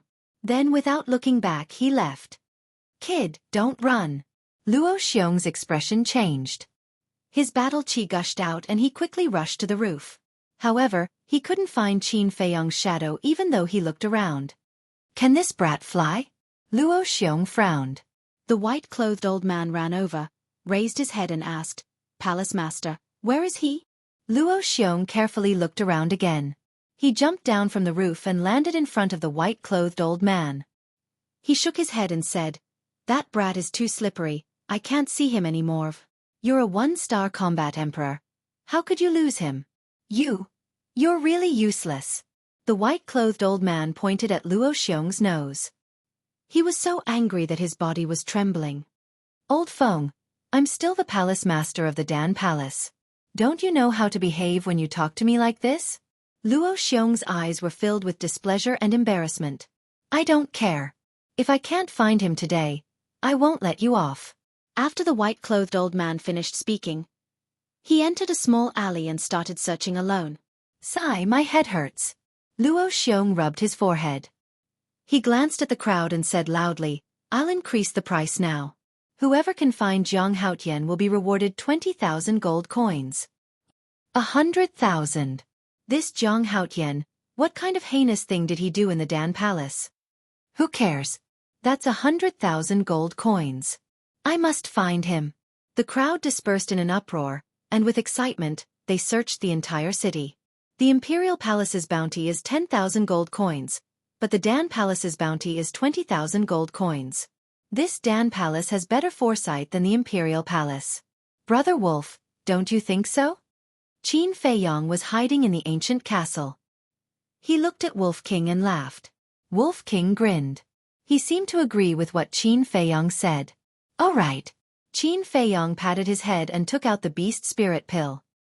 He passed it to Wolf King and said with a smile, Brother Wolf, I'll keep my word. This beast spirit pill is for you. Wolf King's eyes lit up. He stuck out his tongue and sucked the beast spirit pill into his mouth. Qin Feiyang held his breath and looked forward to it. Buzz! Suddenly, the Wolf King's body emitted rays of dazzling white light. But soon, the light faded away. I can finally talk. The next moment, a rather excited voice sounded in Qin Feiyang's mind. But why was this voice a bit strange? Qin Feiyang frowned and asked Wolf King, Are you talking to me? Nonsense, other than Brother Wolf, is there anyone else here? Wolf King rolled his eyes. Haha. Qin Feiyang looked at Wolf King in a daze. Suddenly, he raised his head and laughed. He thought that Wolf King's voice would be full of vigor and fierceness. But the result was far beyond his expectations. Not only did it not have any fierceness, but it also sounded young. It was like the voice of a 7- or 8-year-old boy. It was completely incompatible with its ferocious appearance. It also completely subverted the image of Wolf King in his mind. Think about it. To put a child's voice on an adult's body, how funny, how different would that be? Seeing this, Wolf King's veins bulged, his face darkened, and he said, Shut up, if you laugh again, I'll get angry. You can't blame me for this. Look, your appearance is quite fierce, even children will be scared to tears by you, but your voice, why is it so funny? Could it be that there's a problem with the beast spirit pill? Haha. Qin Feiyang laughed so hard that he couldn't stop at all. Wolf King couldn't take it anymore and bit Qin Feiyang's arm. You're serious? Qin Feiyang's expression changed, and he hurriedly dodged. Then continue laughing. The Wolf King stared at him sneakily. I won't laugh, I won't laugh. Qin Feiyang waved his hand again and again, but his face was red. Wolf King rolled his eyes at him and sighed. A long time ago, Brother Wolf wanted a beast spirit pill, but as a handsome and mighty wolf, I really didn't dare to break into your human town. Little Qin Zi, thank you. Qin Feiyang's face twitched. It seemed that the words handsome and mighty had nothing to do with a wolf, right? Wolf King stood up, patted Qin Feiyang's shoulder, and said with a smile. Little Qin Zi, in order to repay you, Brother Wolf will protect you from now on. Qin Feiyang nodded. But the next moment, he reacted and said angrily, "What do you mean? Do I need your protection? Also, don't call me little Qin Zi. From your voice, I can tell that I'm older than you. You should call me brother, understand? TCH, who do you think you are? When Brother Wolf roamed the mountains and forests, you were still wearing diapers." Wolf King was disdainful. Shameless. Qin Feiyang was disdainful. According to his estimation, Wolf King had been born for at most 8 years. In other words, when he became famous in the imperial capital, Wolf King was not even born yet. Ow! The Wolf King didn't say anything and took another bite. Ouch, ouch, ouch. Ow! Wolf Cub, let go. Ow! If you don't let go, Brother Wolf will beat you. Ow! I'm warning you, don't go too far. Ow! Damn it, you white-eyed wolf. If a tiger doesn't show its power, do you think I'm a sick cat? Take this. The man and the wolf bickered for a while, then began to cultivate separately. Outside, there was already an uproar. Luo Xiong's 20,000 bounty for Qin Feiyang was already known by everyone. The people of Black Bear City were all looking for his whereabouts as if they had gone crazy. The restaurant he was staying in was also found very quickly. After the white-clothed old man heard the news, he had been waiting there, waiting for him.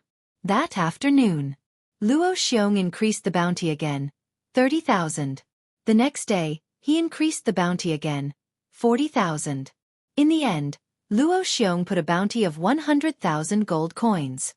This time, even the 3 big families were alarmed. Mu Fei and Jiang Wei even personally led the martial ancestor experts in their families to search for him. They thought that Qin Feiyang had offended the Pill Palace, which was why Luo Xiong put a bounty on him. Therefore, this was a good opportunity for revenge. However, after a month, no one found any trace of Qin Feiyang. It was as if he had disappeared from the face of the earth. In the ancient castle, Qin Feiyang's fingers paused. At the same time, suddenly, a beam of dazzling light shot out from the book. After a month of painstaking copying and consuming a total of 8,000 qi gathering pills, Qin Feiyang finally copied the 3rd stroke. His cultivation realm also increased to a 4-star martial master. He retracted his arm. Looking at the word return on the iron book, his eyes were full of expectation. There were 3 strokes left. After he copied it, he would be able to truly master the return formula, giving him a taste of his own medicine. When he thought of the terrifying power of the return formula, he couldn't help but be excited. Phew! After letting out a long breath, he closed the iron book, lowered his head, and frowned slightly. If he remembered correctly, when he was outside the treasure pavilion, Patriarch Jiang and Patriarch Mu mentioned the 4 words big hunting competition. At that time, from their tone, it seemed that this big hunting competition had a special meaning. Seeing that Wolf King was still cultivating, he directly left the ancient castle and appeared on the roof. He lied on the roof, hid himself well, and looked at the surrounding streets. His eyes suddenly had a trace of surprise. At this moment, it was already late in the morning. Usually at this time, there would be a lot of people on the streets, bustling with noise.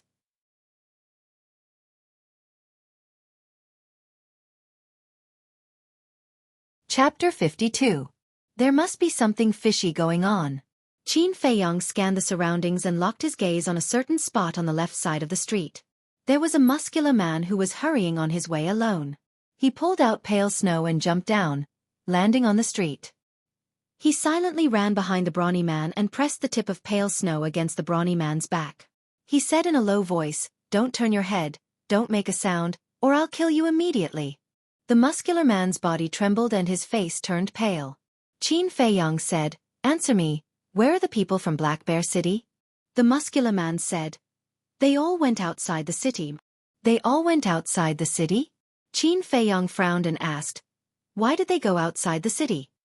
"Today is the annual big hunting competition, and they all went to join in the fun," the burly man explained in detail. It turned out that the big hunting competition was organized by the Martial Arts Hall, Pill Hall, Precious Treasure Pavilion, and the City Lord Mansion. And it would be held every other year. Therefore, the big hunting competition had basically become a custom in Black Bear City.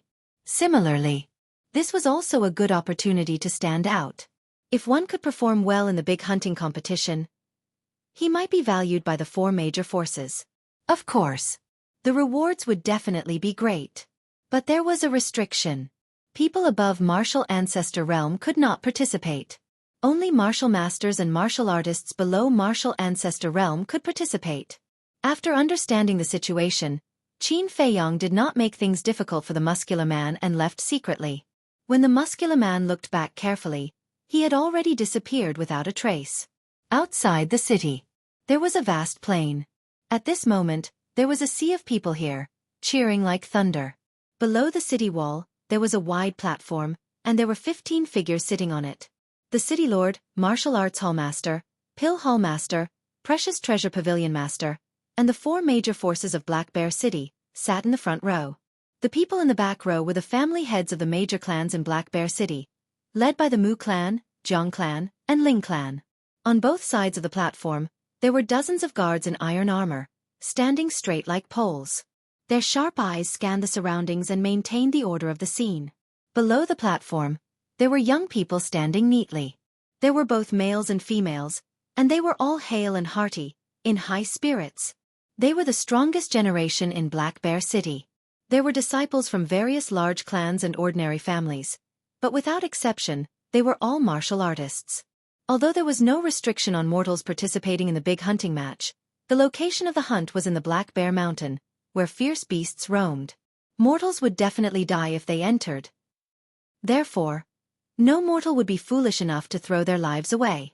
After Qin Feiyong left the city, he hid in a big tree in the distance, using the lush branches and leaves to hide his figure, quietly observing. The city lord has something to say. Please be quiet. Suddenly, one of the guards shouted. The entire place fell silent. A middle-aged man sitting in the front row stood up and walked towards the edge of the platform. Qin Feiyong looked over. That person was 7 feet tall and wore gorgeous clothes. He walked with a majestic gait and his eyes were like torches. He had a dignified aura about him. The annual hunting competition has begun again. Isn't everyone very excited now? Do you want to go to Black Bear Mountain immediately? But everyone should calm down and listen to what the city lord has to say. Because this year's reward is much more generous than the previous ones. After the discussion between the city lord, the martial arts hall master, the pill hall master, and the precious treasure pavilion master, the first place of this year's competition will be rewarded with 1 million gold coins. The second place will be rewarded with 500,000 gold coins. The third place will be rewarded with 200,000 gold coins. The fourth place to the 10th place will be rewarded with 50,000 gold coins each. And the first place will be rewarded with an additional alchemy fire. Before the city lord finished his words, the people below were already excited. Even Qin Feiyong's heart was burning with excitement. Alchemy fire. 1 million gold coins. What did he lack the most now? Without a doubt, it was gold coins and alchemy fire. Although he had 200,000 gold coins in savings now, there were still many places where he would need gold coins in the future. The most expensive one was the return formula. If it increased by 4 times, the 4th stroke would require 32,000 chi gathering pills, not to mention the 5th and 6th strokes. All of these required money. 200,000 gold coins was far from enough. As for alchemy fire, it was one of the necessary conditions for refining elixirs. But every alchemy fire was very precious. Even the most ordinary alchemy fire was very useful. However, alchemy fire was basically controlled by the pill hall. If one didn't join the pill hall, it would be harder than reaching the heavens to get one.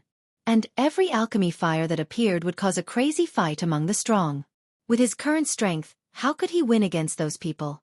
So, he had to participate in this hunting competition. He had to get his hands on the alchemy fire. After the city lord finished speaking, he returned to his seat and discussed with the 3 giants beside him in a low voice. The city lord has already announced the rewards. Now I will ask again, who else wants to participate in the hunting competition? If there is, please come and register quickly.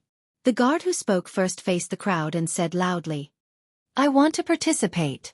Qin Feiyong shouted without hesitation, then jumped down from the big tree and ran straight to the high platform. It's Zhang Haotian. He is still in Black Bear City. Everyone's eyes fell on Qin Feiyong in an instant. He is worth 100,000 gold coins. Everyone quickly surround him. Don't let him run away again. In the crowd, someone shouted loudly. Thousands of people suddenly seemed to have taken stimulants and surrounded Qin Feiyong. Damn it! Seeing such a situation, Qin Feiyong couldn't help but swear on the spot. He quickly turned around and ran away. Although alchemy, fire and gold coins were important, these people were even more terrifying. Once he was surrounded, it was very likely that he would be chopped into pieces. Everyone stop. But at this moment, a majestic voice sounded. Luo Xiong stood up and released his aura, covering the whole place. Anyone who was shrouded by this aura felt as if they had fallen into a 10,000-year-old ice cellar. Their whole body was cold and they instinctively stopped. Qin Feiyong looked back at Luo Xiong, thought carefully, then turned and walked towards the high platform. The crowd automatically separated. Those pairs of fanatical eyes made him feel very uncomfortable. When he passed by Mu Fei's eyes flashed coldly and he whispered, "Zhang Haotian, you actually dare to come out? When we go to Black Bear Mountain, I will be the first to cripple you." Qin Feiyong ignored him. When he passed by Jiang Wei also said meaningfully, "A lot of things can change in a month. This time you are dead." Qin Feiyong still didn't pay attention to him. "Zhang Haotian, seeing is better than hearing. You are really different, but the big hunting competition is not playing house. You can lose your life at any time. You have to be careful." When he passed by a purple-clothed youth, such a sentence entered his ears. He stopped slightly and looked at the purple-clothed youth. This person was about 15 or 16 years old. His facial features were exquisite, his skin was snow white, his eyes and long hair were sky blue. The overall feeling he gave people was very strange. It could be said that he was better looking than those beautiful women. If there was no Adam's apple, it was believed that many people would mistake him for a woman at first glance. But in that pair of sky-blue eyes, Qin Feiyong caught a wisp of shrewdness. It was enough to explain. This person was not a sissy. "Thank you for your reminder." Qin Feiyong smiled, turned and walked down the high platform. He cupped his hands and said, "Junior Zhang Haotian greets seniors." Several people looked at him curiously. Suddenly, the corner of Luo Xiong's mouth lifted, pursing a trace of playfulness, and said proudly, "Boy, you are finally willing to come out." Qin Feiyong frowned. He didn't know if it was an illusion, but in Luo Xiong's words, he heard a hint of conspiracy. Luo Xiong didn't continue to talk nonsense. He returned to his seat and ordered the guards on the side to issue tokens. More than a dozen guards took out their chenkuan bags, poured out a large pile of tokens, and piled them on the edge of the high platform. "One for each person, don't fight," one of the guards said expressionlessly.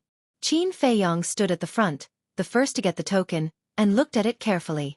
But suddenly, two hands appeared at the same time and pushed him fiercely. Caught off guard, Qin Feiyong crashed into the high platform, and blood spurted out from his nose on the spot. "Haven't you heard that a good dog doesn't block the way? Since you got the token, then get out of the way, don't block everyone's way." At the same time, two mocking voices came into his ears. Immediately, Qin Feiyong's heart was filled with a raging anger. He turned around and saw Mu Fei and Jiang Wei with their arms crossed, looking at him mockingly. "What do you still care? Do you want to arouse public indignation before you are satisfied?" The two of them didn't hide their sneers. "Zhang Haotian, if you don't get out of the way, don't blame us for throwing you out." The group of teenagers behind them also looked at Qin Feiyong unhappily. Qin Feiyong glanced at these people and silently retreated to the side. However, in the depths of his eyes, there was a trace of cold light. Once or twice, for Luo Qingzhu's sake, he could endure it. But 3 or 4 times, then don't blame him for being ruthless. Next to him, the strange purple-clothed youth glanced at Qin Feiyong and then glanced at Jiang Wei and the others. A hint of ridicule flashed across his eyes as he muttered, "What a bunch of idiots." Half an hour later, everyone who participated in the competition received a token. More than a dozen guards gathered together and bowed their heads for a moment. One of them walked to the front of the 4 giants, bowed and said, "There are a total of 3,200 people participating in this competition. Please give your orders." "Let's begin." Luo Xiong laughed. The guard turned around, glanced at the participants and shouted, "Old rules, 10 days is the limit, set off immediately." "Let's go." The crowd suddenly dispersed and rushed toward the mountain behind them. Qin Feiyong also turned around, mixed in the crowd, and walked toward the mountain, but his eyes were always on the token. The token was the size of a palm, completely black, without half a word or picture, and looked very ordinary. But this token must have some meaning. But what was it? At this time.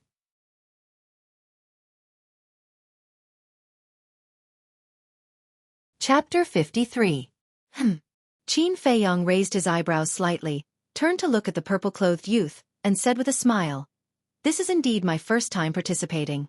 When we enter the Black Bear Mountain, I hope that brother will take care of me." The demonic youth said, "It's okay to take care of me, but cooperation is fine. How about it, consider it?" Cooperation?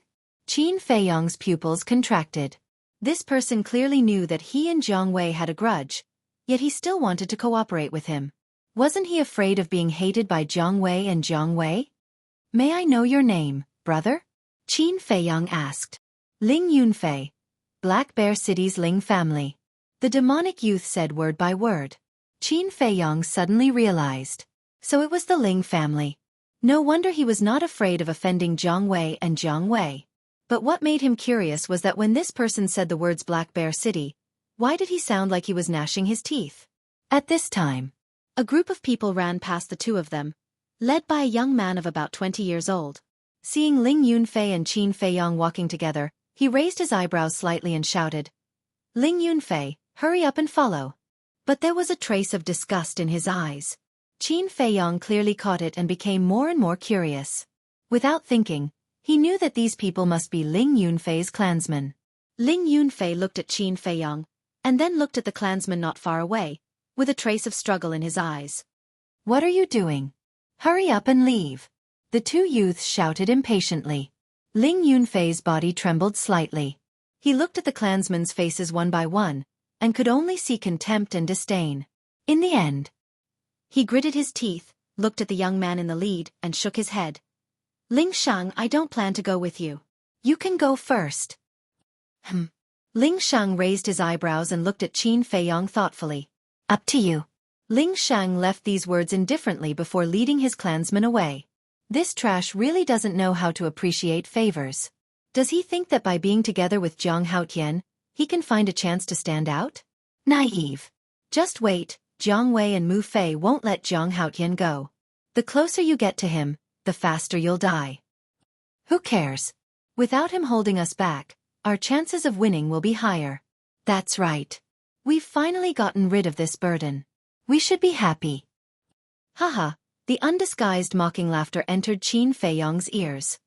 He frowned and turned to look at Ling Yunfei. He saw Ling Yunfei clenching his fists and staring at his clansmen who were gradually disappearing into the distance. His sky-blue eyes were filled with endless fury. Looks like he's also a person with a story. Qin Feiyong inwardly cursed. After a brief consideration, he patted Ling Yunfei's shoulder and smiled. "I agree to cooperate with you." "What?" Ling Yunfei's gaze trembled as he looked at Qin Feiyong in disbelief. He thought that Qin Feiyong would refuse to cooperate with him after hearing those words. After all, who would be willing to cooperate with someone who others called trash? However, he did not expect the other party to agree. Qin Feiyong smiled. "Let's go. By the way, tell me about the rules of the competition and the use of this token." Ling Yunfei chased after him hurriedly. "You're not going to ask about my strength?" "Why should I?" Qin Feiyong asked instead. "If you don't ask, how would you know if I'll implicate you?" Ling Yunfei frowned. "Then tell me, will you implicate me?" Qin Feiyong asked. "No." Ling Yunfei shook his head as a trace of arrogance crept up between his brows. "That's right." Qin Feiyong smiled, but he was puzzled. He was very familiar with the arrogance shown by this person because it was very similar to him. This kind of arrogance was innate. But why did this person hide it? Hearing such a straightforward answer, Ling Yunfei was also a little surprised. He shook his head and said, "You're really strange." "Aren't you the same?" Qin Feiyong smiled. "Me?" Ling Yunfei laughed at himself, sorted out his mood, and explained, "The token in your hand is a life-saving talisman. If you encounter any irreversible danger, just crush it. Soon, a guard will come to save you. I see. Qin Feiyang muttered, played with it curiously for a while, and asked, if the token is broken, does it mean that the competition is over? Yes, losing the token is equivalent to losing the qualification to continue the competition. Ling Yunfei nodded. If the token is snatched by someone else, how will it be judged? Qin Feiyang said. It doesn't matter, as long as you go and snatch another one. But if the other party has already crushed the token and given up the competition, and you still kill him, the guard will kill you on the spot. Ling Yunfei said meaningfully. Then don't give them the chance to crush the token. Qin Feiyang smiled faintly. That makes sense. Ling Yunfei smiled. This person was more domineering than he imagined. It seemed that cooperating with him was the right choice. Half an hour later, the contestants had already entered the mountain range. Qin Feiyang also came to the bottom of the mountain range, looking at the endless mountains and rivers. The sleeping blood in his body was gradually awakening. Sure enough, fighting is what I want the most. Only by fighting continuously can I continue to become stronger. A moment ago, he was still like a docile sheep. But the next moment, he seemed to have become an awakened lion, exuding a shocking aura. Let's go!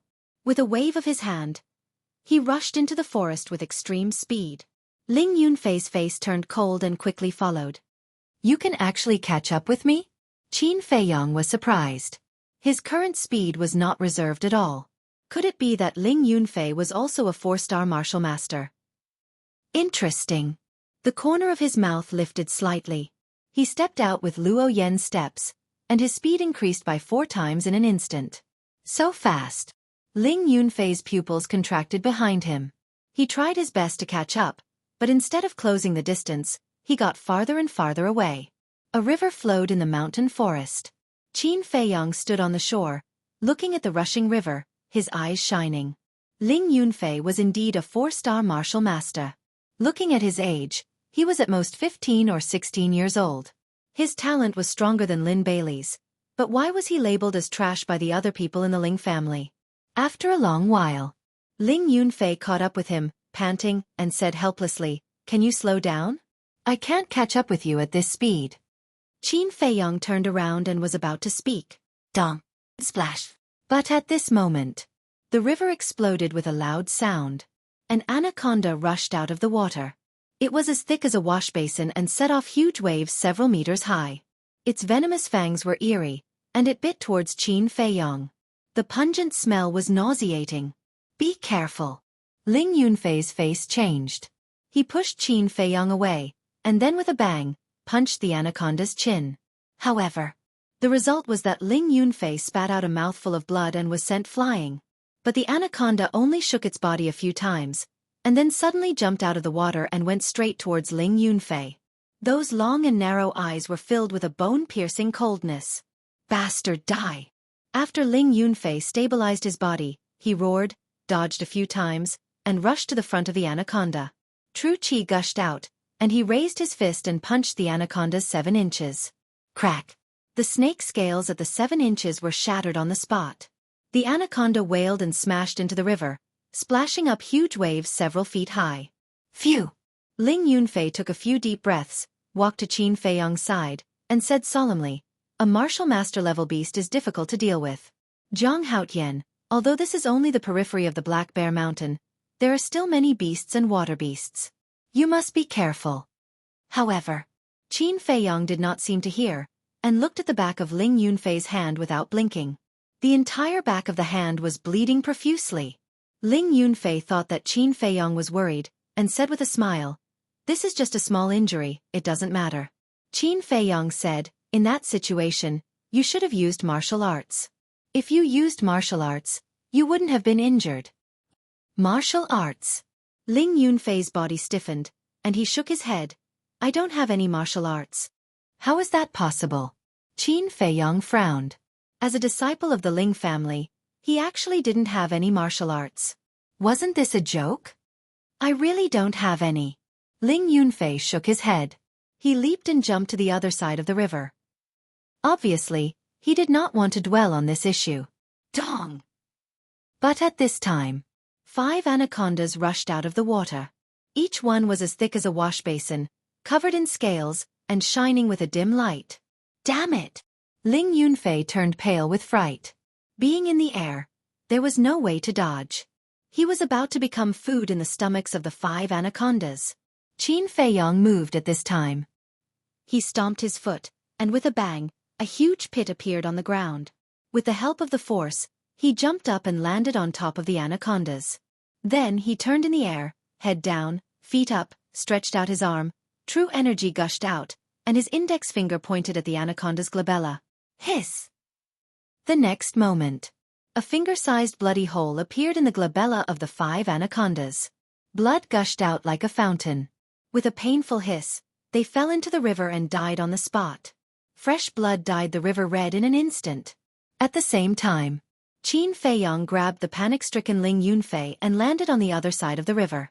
That was close. Ling Yunfei patted his chest, looked at Qin Feiyong gratefully, and then turned to look at the river. At this moment, he could not help but take a deep breath. These anacondas were ferocious beasts comparable to a 4-star martial master. They were actually killed in an instant? Was this a dream? He hurriedly looked at Qin Feiyong's index finger, and found that the index finger seemed to be condensed by ice, emitting a bright light. This is ice crystal finger. It is considered a good martial arts technique. Qin Feiyong smiled, and withdrew his true energy. The ice crystal on his index finger also quickly dissipated. Is this the power of a martial arts technique? Ling Yunfei's eyes shone. That was desire. Qin Feiyong saw it, but did not say anything. He smiled and said, "Let's go." Ling Yunfei hurriedly said, "Wait, we don't need the corpses of these anacondas, but we have to collect the snake scales on their 7 inches. Collect the guts for what?" Qin Feiyong frowned. You don't know? That's right, I haven't told you. The big hunting competition is about who can kill the most ferocious beasts. Ordinary ferocious beasts are relatively large, and the Chenkuan bag can only hold a few. So in the past, as long as it is not a particularly rare ferocious beast, everyone will only take the most important parts to prove that they have killed it. The most important parts of these anacondas are the snake scales on their 7 inches. After Ling Yunfei finished his explanation, he prepared to go down the river to collect the snake scales. You just entered the Black Bear Mountain and already killed a few anacondas. Your luck is not bad. However, at this moment, accompanied by a mocking voice, more than 10 young men and women walked out from the forest behind them, with a cold smile on their faces. Qin Feiyong's eyes turned cold.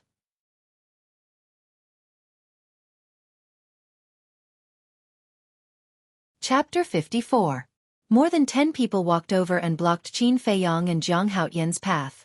Jiang Chuan, what are you doing? Ling Yunfei looked at the young man in black and frowned. Isn't it obvious? How dare you ask? You are indeed the trash of the Ling family. Jiang Chuan sneered. The rest of the people also laughed. Ling Yunfei's gaze turned cold as he said in a low voice, Jiang Haotian, Jiang Chuan is not only a 3-star martial master, he has also mastered 2 superior martial techniques and has the strength of 6 elephants. The others are also martial masters with martial techniques. A wise man knows better than to fight when the odds are against him. Let's retreat first. Retreat? Qin Feiyong frowned and turned to look at the anacondas in the river. Although the river was turbulent, the anacondas were too large and had not been washed away yet. This was his prey.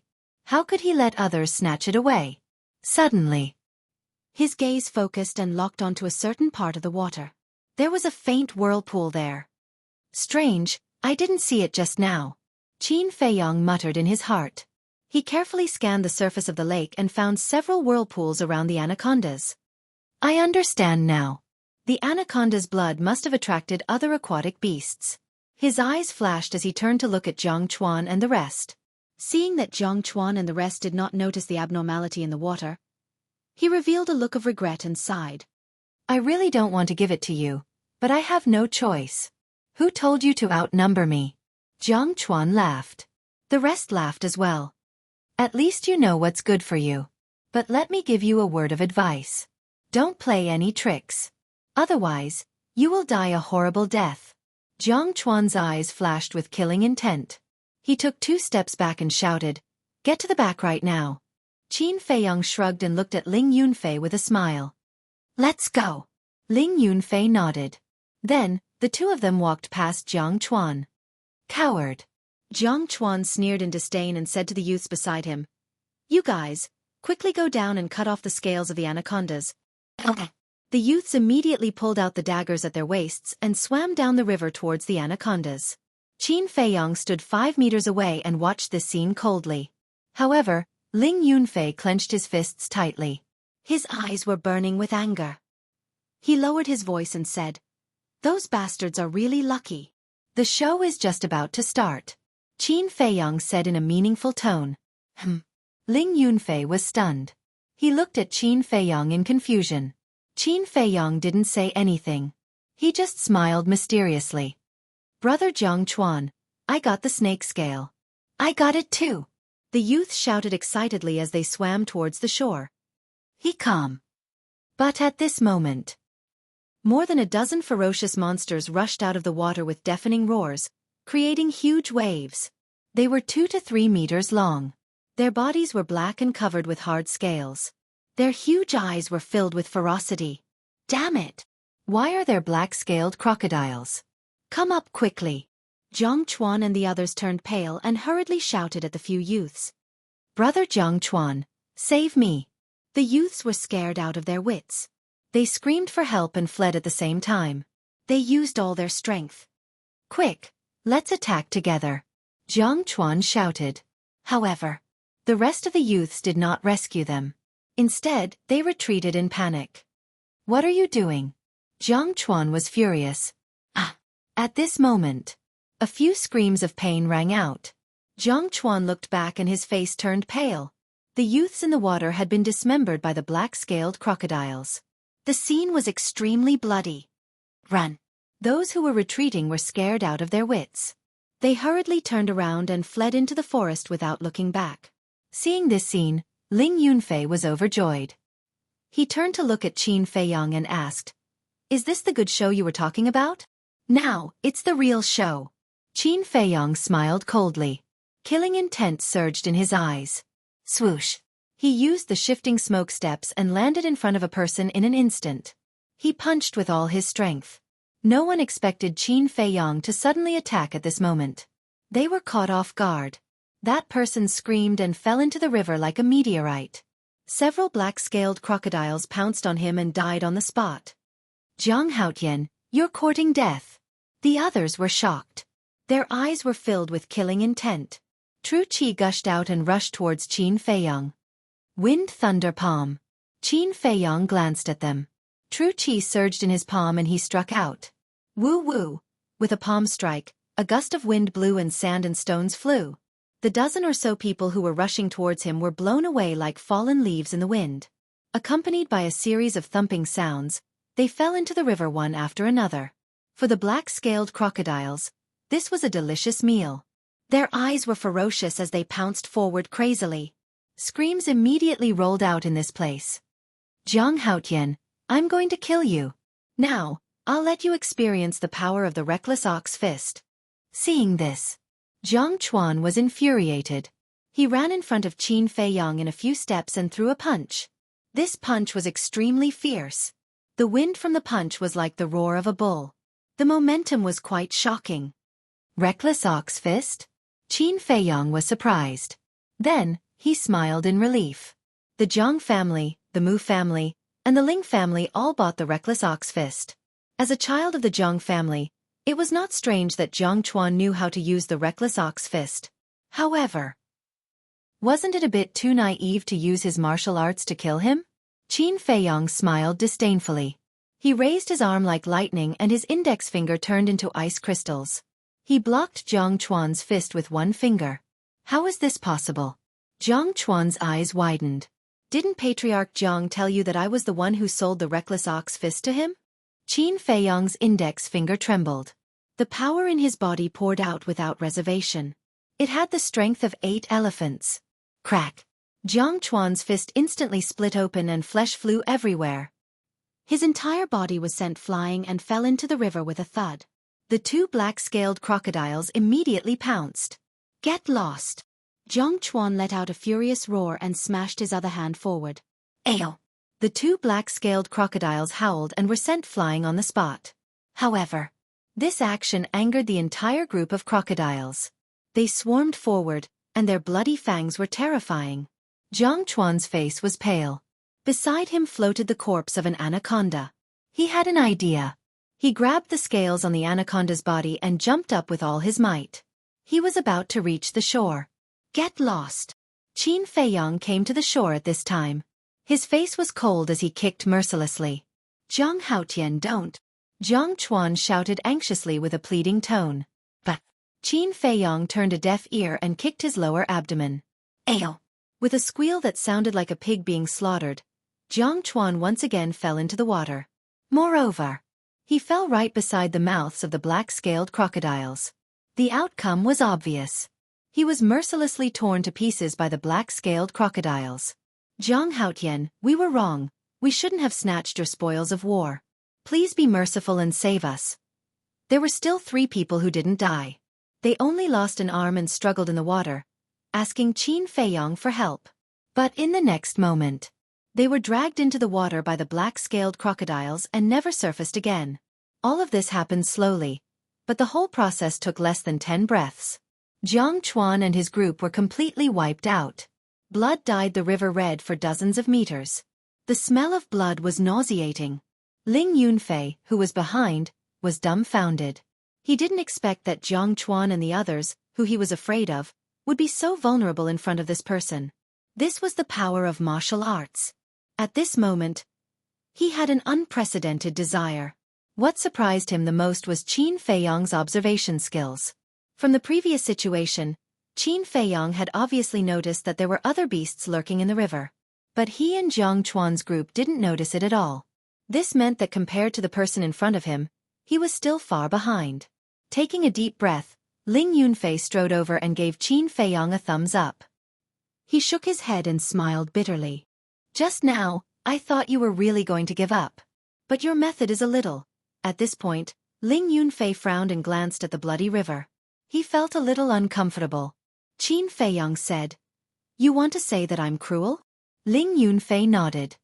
"I've tolerated the people of the Zhang family for a long time. They were courting death. What's more, this world is very cruel. If you don't kill them today, you'll probably die in their hands tomorrow. Living in such an environment, the only thing you have to do is to be more ruthless and ruthless than others." Qin Feiyang sneered. Hearing this, Ling Yunfei was speechless for a moment. Qin Feiyang turned to look at him and said, "You're the best example. You're obviously talented, but you're not valued. You don't even have martial arts skills. Have you ever thought about why?" Ling Yunfei clenched his fingers and said in a deep voice, "You don't understand my business." Qin Feiyang said, "I really don't know your difficulties. But if it were me, I wouldn't be silent. I would work hard to defeat all the problems and enemies in front of me." Ling Yunfei was furious and roared, "You have a family, a background, and someone to support you. But I'm different. I'm just an insignificant and pitiful person. No one will sympathize with me. Do you understand?" "Sympathize?" Qin Feiyang shook his head in disappointment. He turned to look at the blood-red river and said lightly, "I'll give you a word of advice. Those who need sympathy are all good-for-nothings. Those who really have backbone are those who work hard to protect their dignity." Ling Yunfei's body trembled. Splash! The group of black-scaled crocodiles emerged from the water and stared at Qin Feiyang, but they didn't dare to approach. There was obvious fear in their eyes. Soon, they then submerged into the water and disappeared. Qin Feiyang didn't intend to hunt them, because hiding in the water was very troublesome. It was better to find other prey. "Let's go. The real hunt begins now." Qin Feiyang turned and walked into the forest.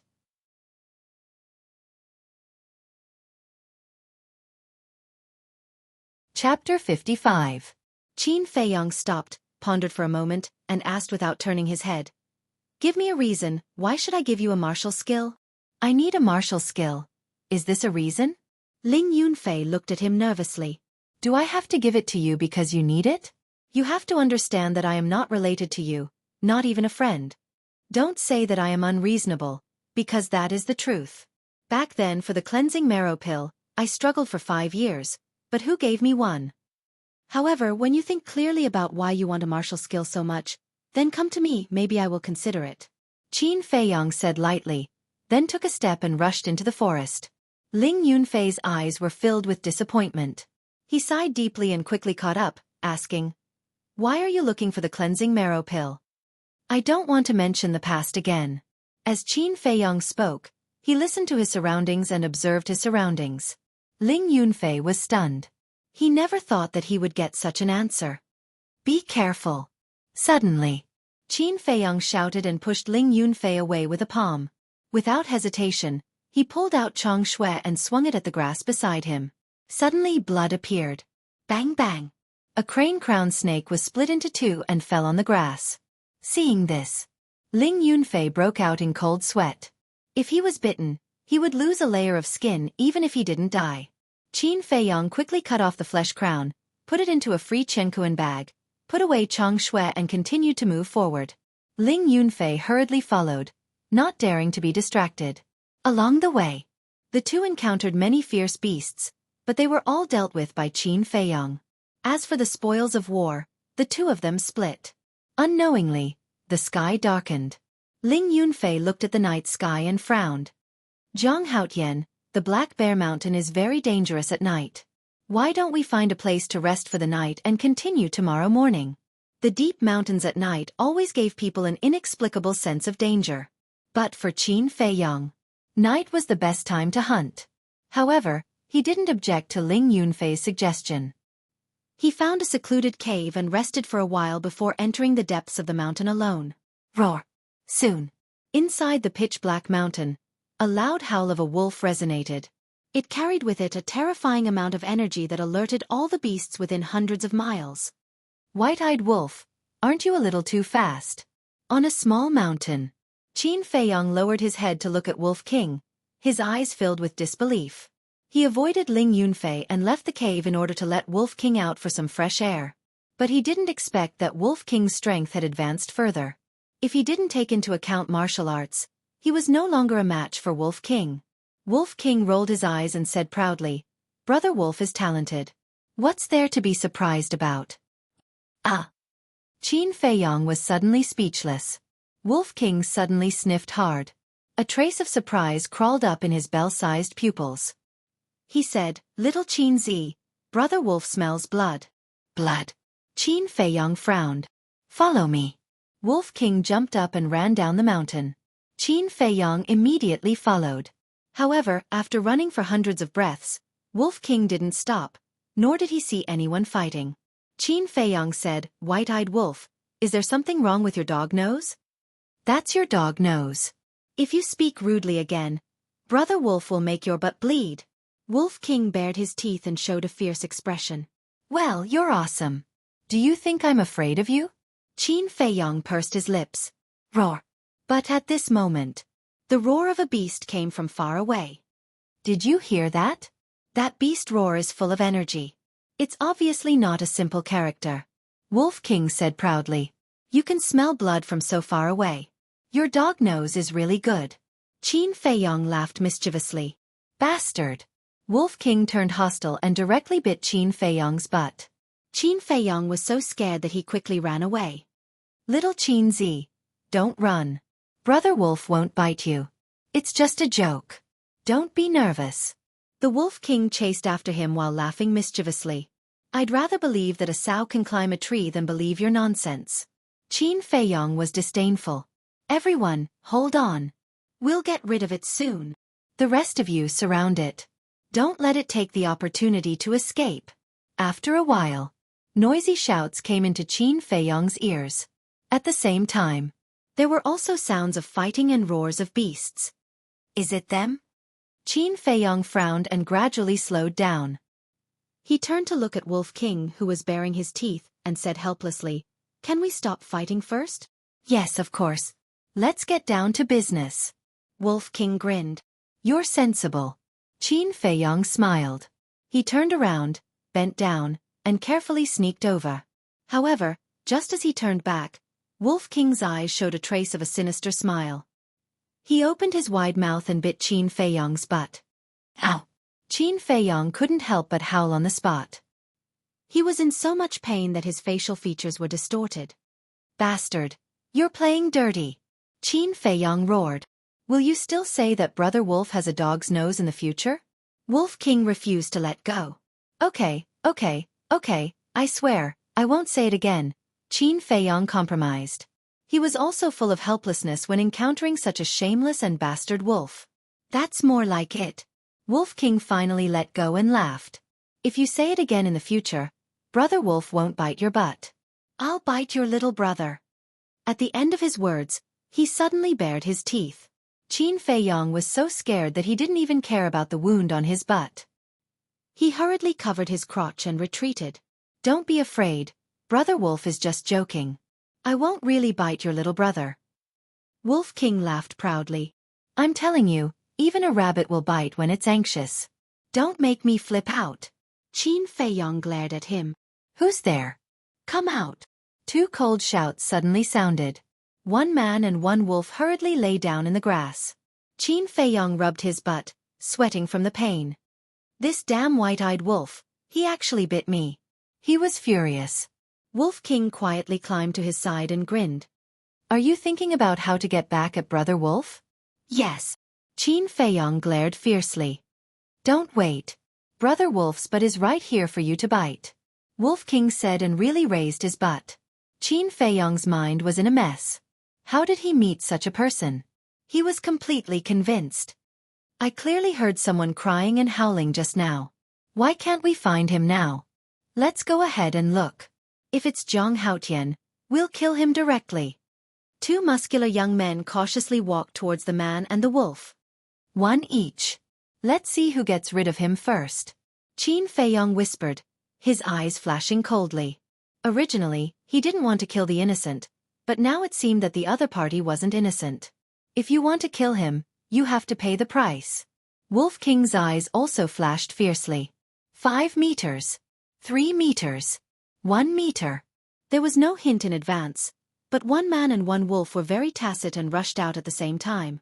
They were like two death gods in the night. Qin Feiyong stretched out his hands, grabbed the neck of the man on the right, and twisted it. At the same time, Wolf King also bit the throat of the man on the left. Blood gushed out. He didn't even have time to scream before he died. Let's go. Qin Feiyong waved his hand and lurked forward. The sounds of fighting and beast roars were getting more and more deafening.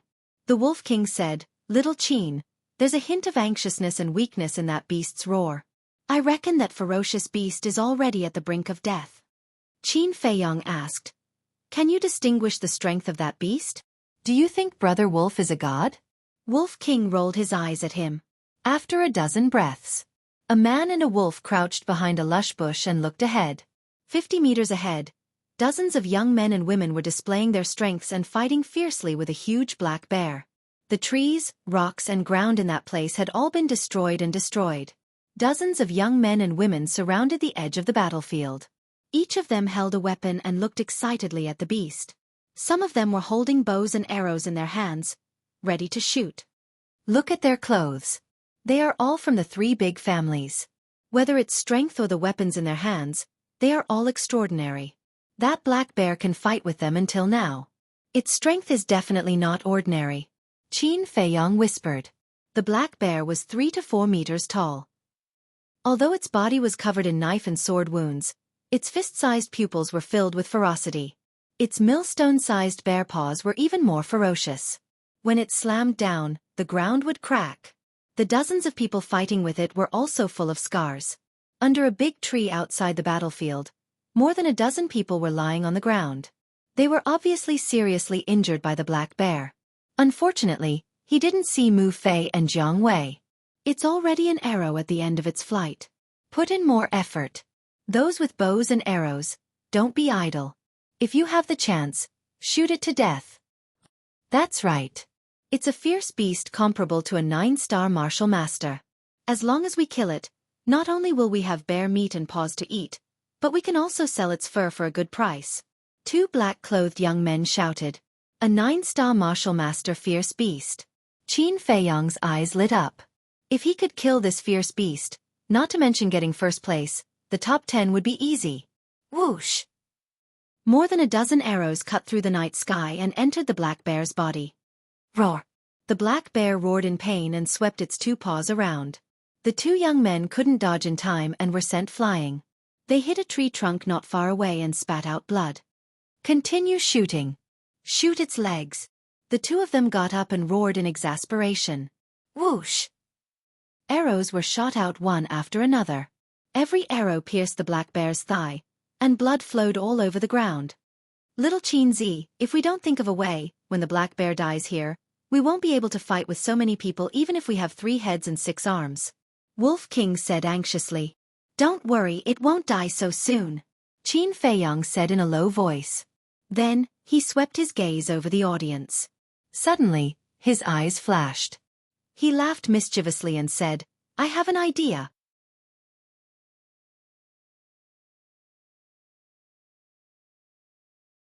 Chapter 56.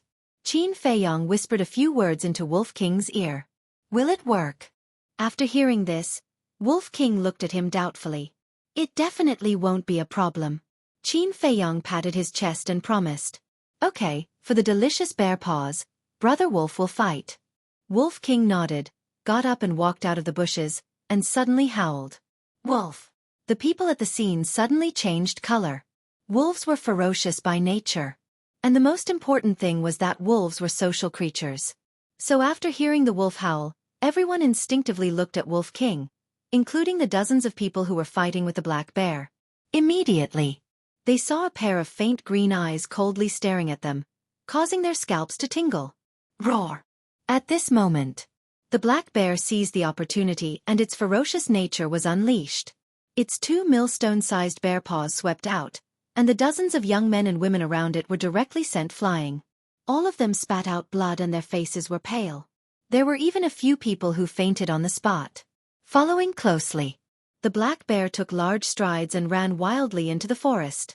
Don't let it escape. Damn it, why did a wolf suddenly appear? Those with bows, what are you waiting for? Quickly shoot it. Those who were sent flying did not even care about their injuries and quickly surrounded the black bear again. Those with bows and arrows were divided into 2 groups. One group of people put arrows on their bows and shot at the black bear, while the other group of people turned their arrows and madly shot at Wolf King. The wind is tight. Retreat. Wolf King's expression changed and hurriedly turned around to flee. Whoosh! More than a dozen arrows turned into a rain of arrows, piercing through the air. The arrowheads flickered with a terrifying cold light in the dark night. Wolf King was like a monkey, dodging left and right, and with great difficulty avoided the rain of arrows. But there were still a few arrow wounds on his body. Blood flowed and dyed his white fur red. However, this was not the end. An arrow whizzed through the air like a cold poisonous snake, flying between its legs. Ah, Brother Wolf's balls, eh? I'm fine? Luckily, Brother Wolf is lucky and his balls aren't broken. Wolf King was so scared that he broke out in a cold sweat. Without looking back, he fled into the distance. In the meantime, Qin Feiyong was also within the range of the rain of arrows, but the arrows that were shot at him were easily cut down by Chang Xue, causing him no damage at all. Under a large tree on the left, a heavily injured woman in red leaned against the tree trunk. She looked in the direction where Wolf King had disappeared, her eyes emitting a shocking cold light. Suddenly, she turned to look at the archers beside her and shouted, "You guys go after it. No matter what, you have to kill that beast." All right.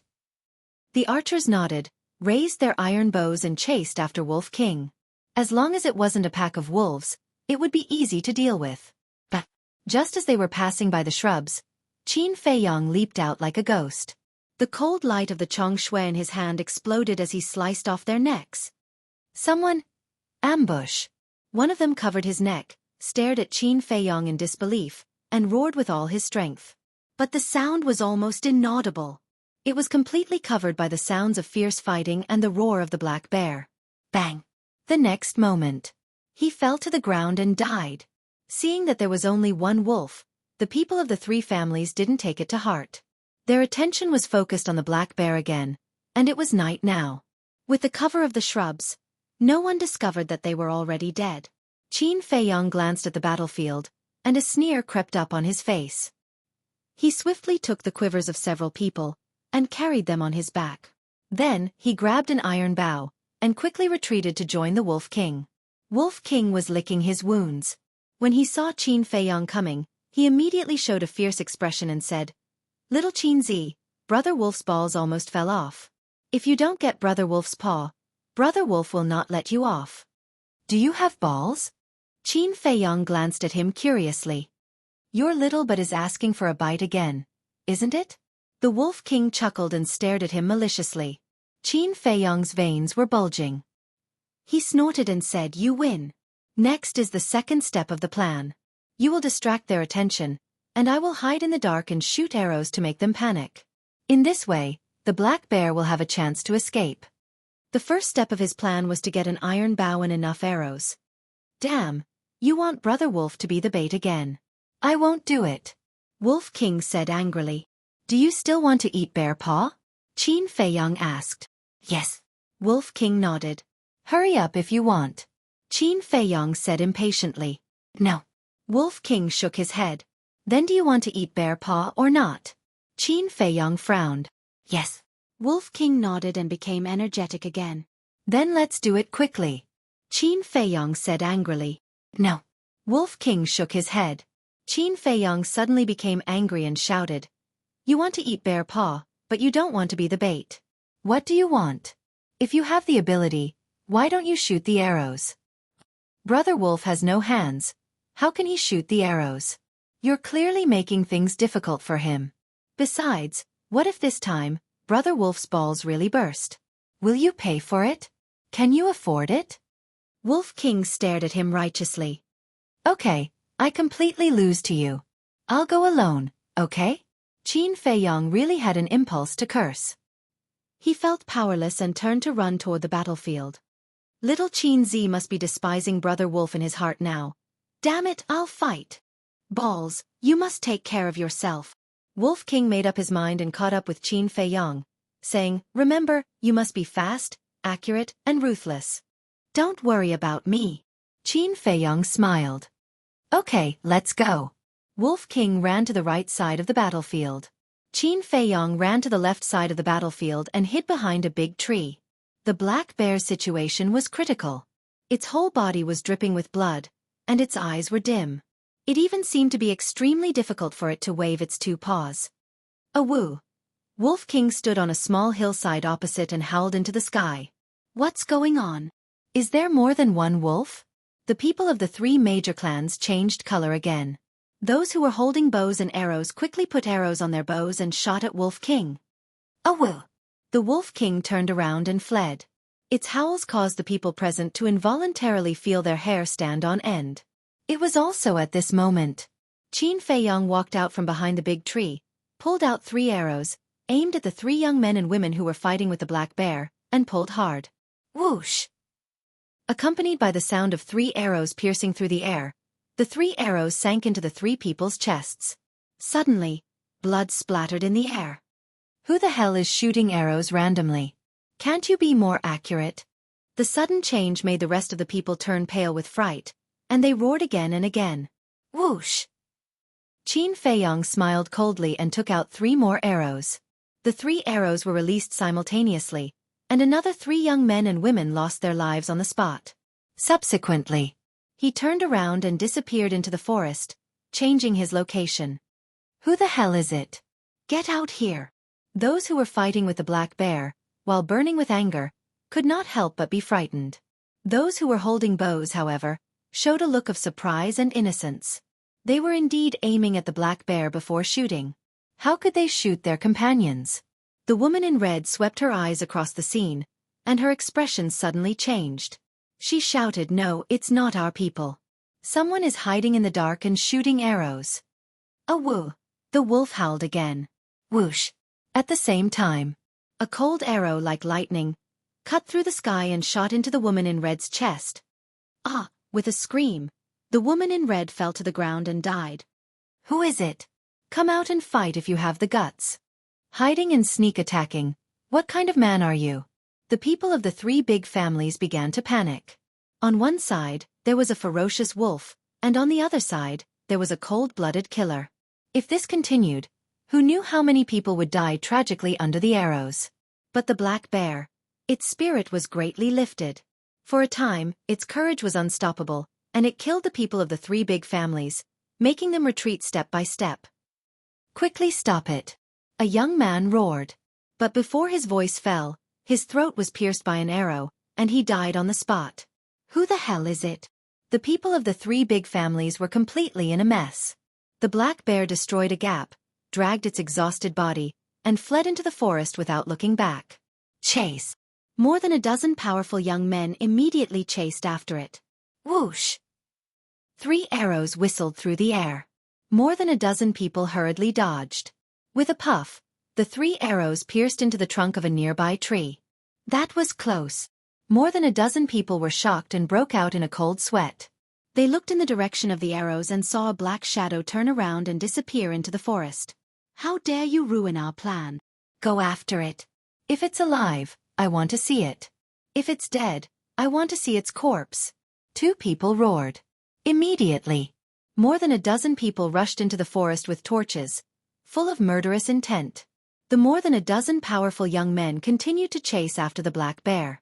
Those who were seriously injured were recuperating on the spot. Little Xueqi's whereabouts have been exposed. The situation is not good. Wolf King stood on a big rock, looking at the fire in the forest, and his eyes flashed with a terrifying light. "If you dare to hurt a hair on little Xueqi's head, I, Brother Wolf, will annihilate you all tonight." He jumped down and ran wildly toward the forest. "He can't have gone far, quickly find him. Bastard! He actually dared to plot against us. Once we catch him, we'll surely make him experience a fate worse than death." After the dozens of people entered the forest, they spread out like a fishing net and began a carpet search. Huff! Qin Feiyong was hiding on a lush tree. He looked at the crowd that was getting closer and closer. He was gasping for breath. His forehead was full of sweat, and his eyes were gloomy. This group of people were all martial masters. If it was one-on-one, he would not be afraid at all. But if he went down and confronted them head-on, it was guaranteed that he would die. "He's over there, shoot." A young man in black came under the tree with a torch and carefully scanned the surroundings. Suddenly, he felt something fall on the back of his neck. He reached out and wiped it, a trace of surprise flashing through his eyes. How could it be water? He put it to the tip of his nose and sniffed. His eyes flashed. It was not water, it was sweat. Suddenly, the young man in black retreated quickly and shouted, "He's hiding up there, shoot!" Whoosh!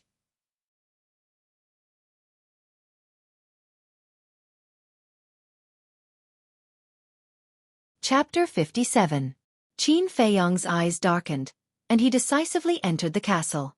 The rain of arrows was sharp and threatening. All the branches were broken.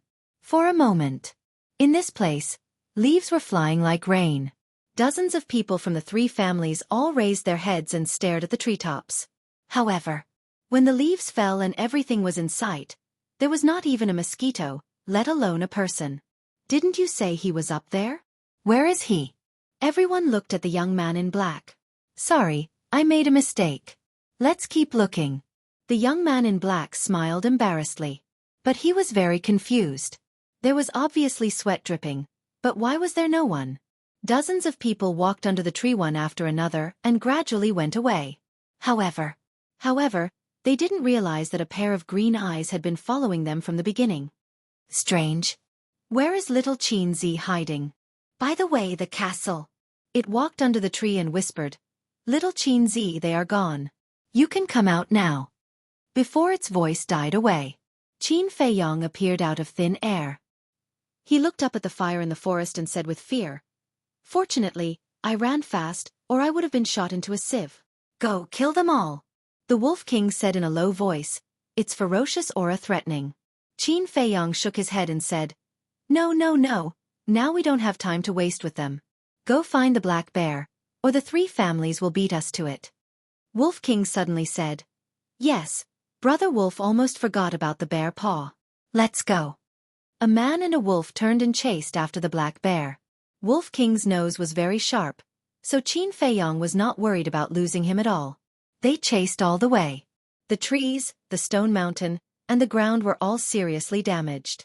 Obviously, it was caused by the fight between the black bear and the dozen people. Roar! Bang! Bang!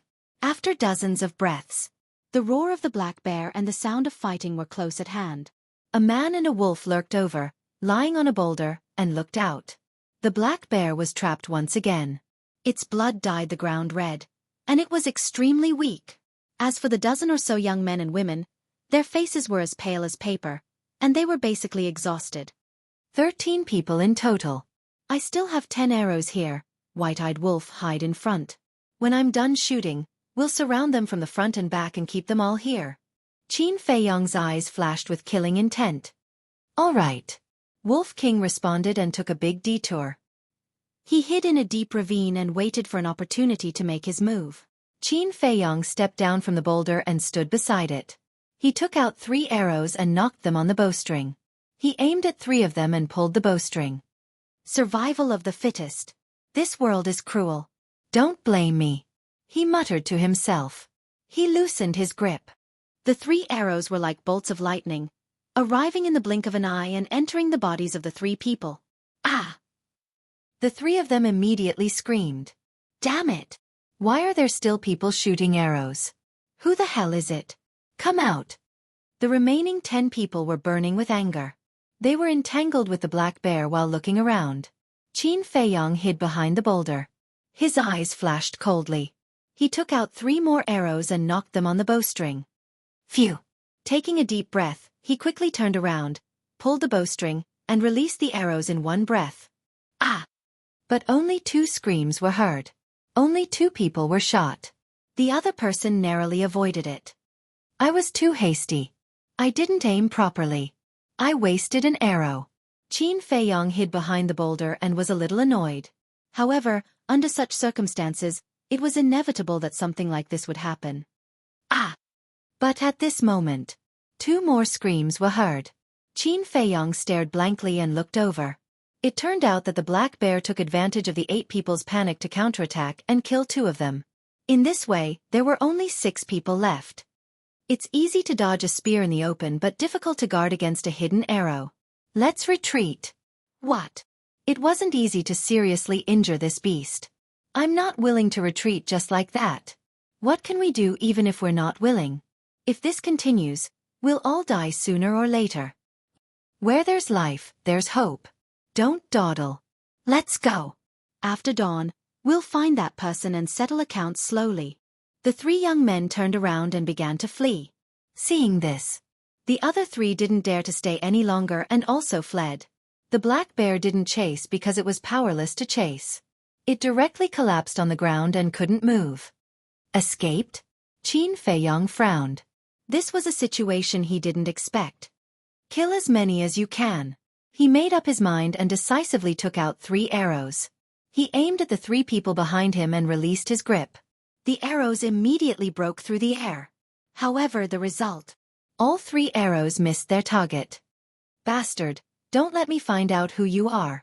One of them roared. Qin Feiyong took out the last arrow, but in the end, he put down the iron bow and said in a hoarse voice, "Let them leave." He was speaking to the Wolf King and had also changed his voice slightly. Although the 6 people were seriously injured, they could fight with the black bear for so long. It was enough to prove that even if they were not 9-star martial masters, they were at least 8-star martial masters. Therefore, he was not sure that he could keep all 6 of them. Instead of wasting this energy, it was better to get rid of the black bear first. Qin Feiyong looked at the black bear and took a step forward. However, he suddenly retracted his steps and hid behind the boulder. He suddenly thought that the 6 people were likely to hide in the dark and peep. In this way, his identity would be exposed. At that time, he would inevitably face endless revenge. Pucci! He lowered his head and pondered for a moment. Then he tore off his coat to cover his face and strode out. Wolf King also followed him out of the jungle. Not far away, there was a torch, so Qin Feiyong could clearly see the situation of the black bear. It was easy to kill it now. At the same time, the black bear could also clearly see Qin Feiyong and Wolf King. Although it did not even have the strength to get up, The fierce light in its eyes was enough to make anyone treat it seriously. Who is he? He's actually with the wolf?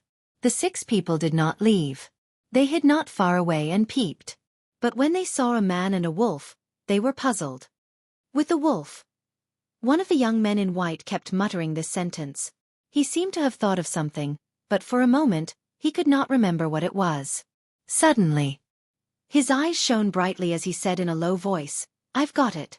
They're the only ones in this strange group." Who? The 5 people looked at him in surprise. Qin Feiyang. The young man in white said word by word. So it's him. The 5 people's bodies trembled. At the same time, Qin Feiyang and Wolf King looked at each other and approached the black bear. At the thought of being able to eat delicious bear paws soon, Wolf King's eyes couldn't help but shine and drool. Roar! But at this moment, a loud and clear roar, like a sudden clap of thunder, suddenly exploded in the forest not far away. Wolf King was so scared that he staggered on the spot. Dong! Following that, there was a sound of the earth shaking. The black bear's eyes immediately showed a trace of joy. It stood up tenaciously and let out a roar. However, 1 man and 1 wolf were shocked, because this sound of shaking was the sound of footsteps. In other words, there was an unknown ferocious beast that was running towards them. Moreover, it was not difficult to judge that this beast was not only huge, but also very powerful. Not good. It's the Beast King of Black Bear Mountain. Retreat. Suddenly, a terrified shout rang out. Qin Feiyang looked towards the direction of the sound. Suddenly, he saw 6 black shadows, fast as lightning in the forest, and soon disappeared. Sure enough, they are spying in the dark. Qin Feiyang muttered and couldn't help but feel a lingering fear. Fortunately, he thought of this in advance. Otherwise, not only would this fake identity be exposed, even his real identity would be exposed. After all, he was the only one who dared to associate with wolves in the entire Black Bear City. Beast King. But then he realized the main point. The beast that came was actually the Beast King of Black Bear Mountain. And the way it looked at the black bear was definitely related to it. The sound of footsteps was getting closer and closer. Qin Feiyang could already clearly feel that the ground under his feet was shaking. If he didn't run now, when would he? White-eyed wolf, run! Qin Feiyang shouted in a low voice. Wolf King looked at the black bear unwillingly and followed Qin Feiyang, quickly retreating. In less than 5 breaths, a huge creature trampled over the trees and rocks and arrived in front of the black bear. This was also a black bear, but it was more than 10 meters tall, like a mountain, exuding a terrifying aura. It was the king of Black Bear Mountain, the Black Bear King. Qin Feiyang and the Wolf King turned around to take a look. They were almost scared out of their wits. They hurriedly turned around and fled, even using all of their strength. The injured black bear roared at the Black Bear King again and again, as if it was saying something. Roar! Suddenly, the Black Bear King roared, beat its chest and stomped its feet. It picked up the injured black bear and chased after the man and the wolf. Its speed was so fast that Qin Feiyang and Wolf King couldn't compare to it. In less than 5 breaths, the Black Bear King stood in front of the man and the wolf. Then, it turned around and looked down at Qin Feiyang and Wolf King. Its eyes that were as big as a basin were filled with a monstrous murderous light. Wolf King directly hid behind Qin Feiyang. Its bell-like eyes were filled with fear. This is a misunderstanding. You have to believe me. Qin Feiyang also broke out in cold sweat and kept retreating. Standing in front of the Black Bear King was like standing under a huge mountain. An indescribable sense of oppression enveloped them like a tide. A sense of insignificance involuntarily arose in their hearts. This time they had really played big. It was obvious that the injured black bear was the son of the Black Bear King.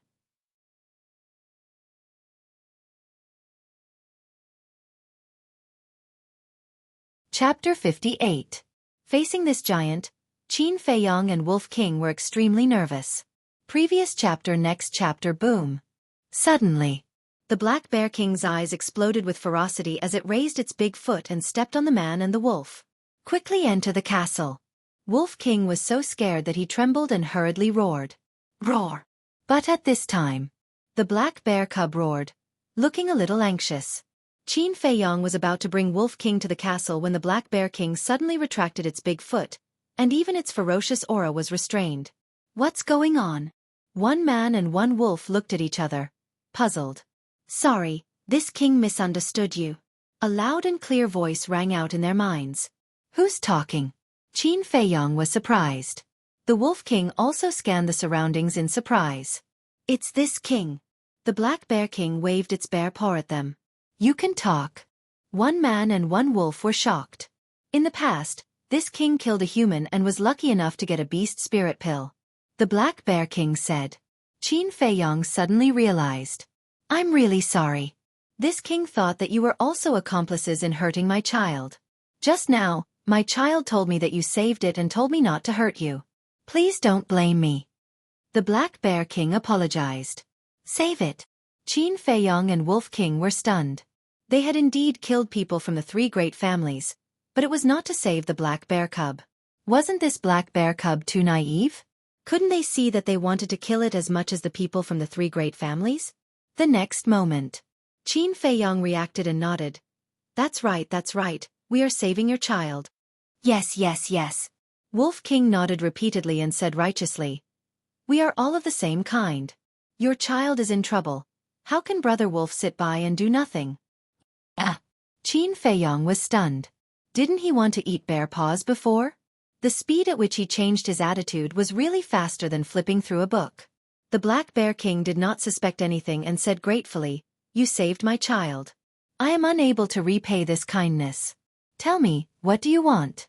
I'll try my best to satisfy you. Wolf King smiled and said, Forget about it. It's just a small matter. Hypocrite. Qin Feiyong looked at it with disdain and felt a little ashamed. Because he and Wolf King wanted to kill the black bear cub. But they didn't expect that the Black Bear King would give them a gift to repay them. Wasn't this the same as repaying evil with good? Who said that berserk beasts must be ferocious by nature? In Qin Feiyong's view, this black bear father and son pair were 1,000 times better than those hypocrites. Roar! The black bear cub looked at the Wolf King and growled. Qin Feiyong looked at it in confusion and asked, What is it saying? Brother Wolf doesn't understand bear language either. Wolf King smiled awkwardly. The Black Bear King said, My child said that no matter what, he will repay you. A man and a wolf looked at each other. If this continued, they would really have to find a hole to hide in. Shame. After a moment of silence, Qin Feiyong gritted his teeth and looked at the Black Bear King.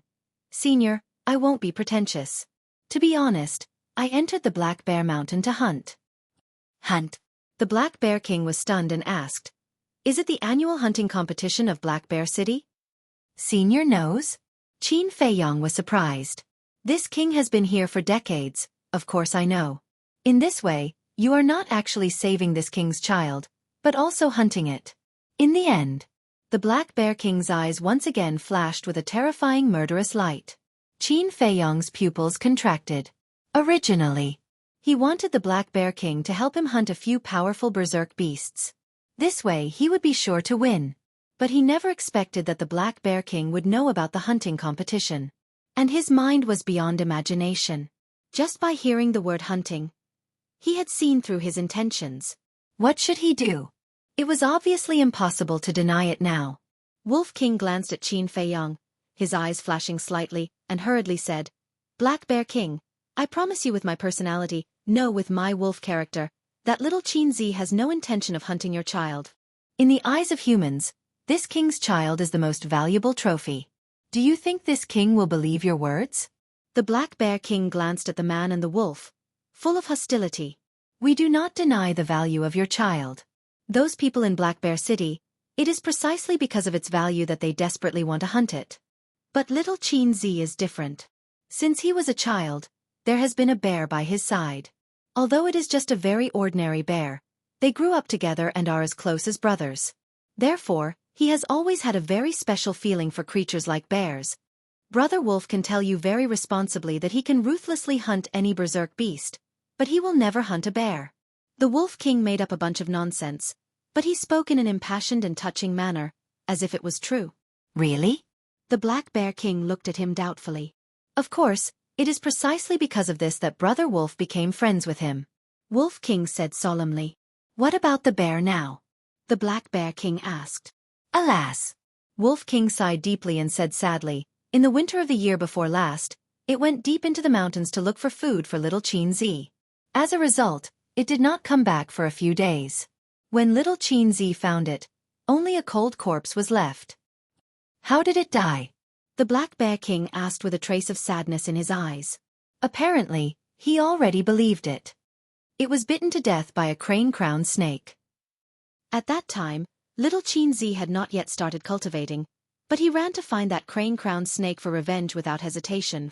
Although he succeeded in killing that crane-crowned snake in the end, he was bitten by it. It was also at that time that Brother Wolf bumped into him.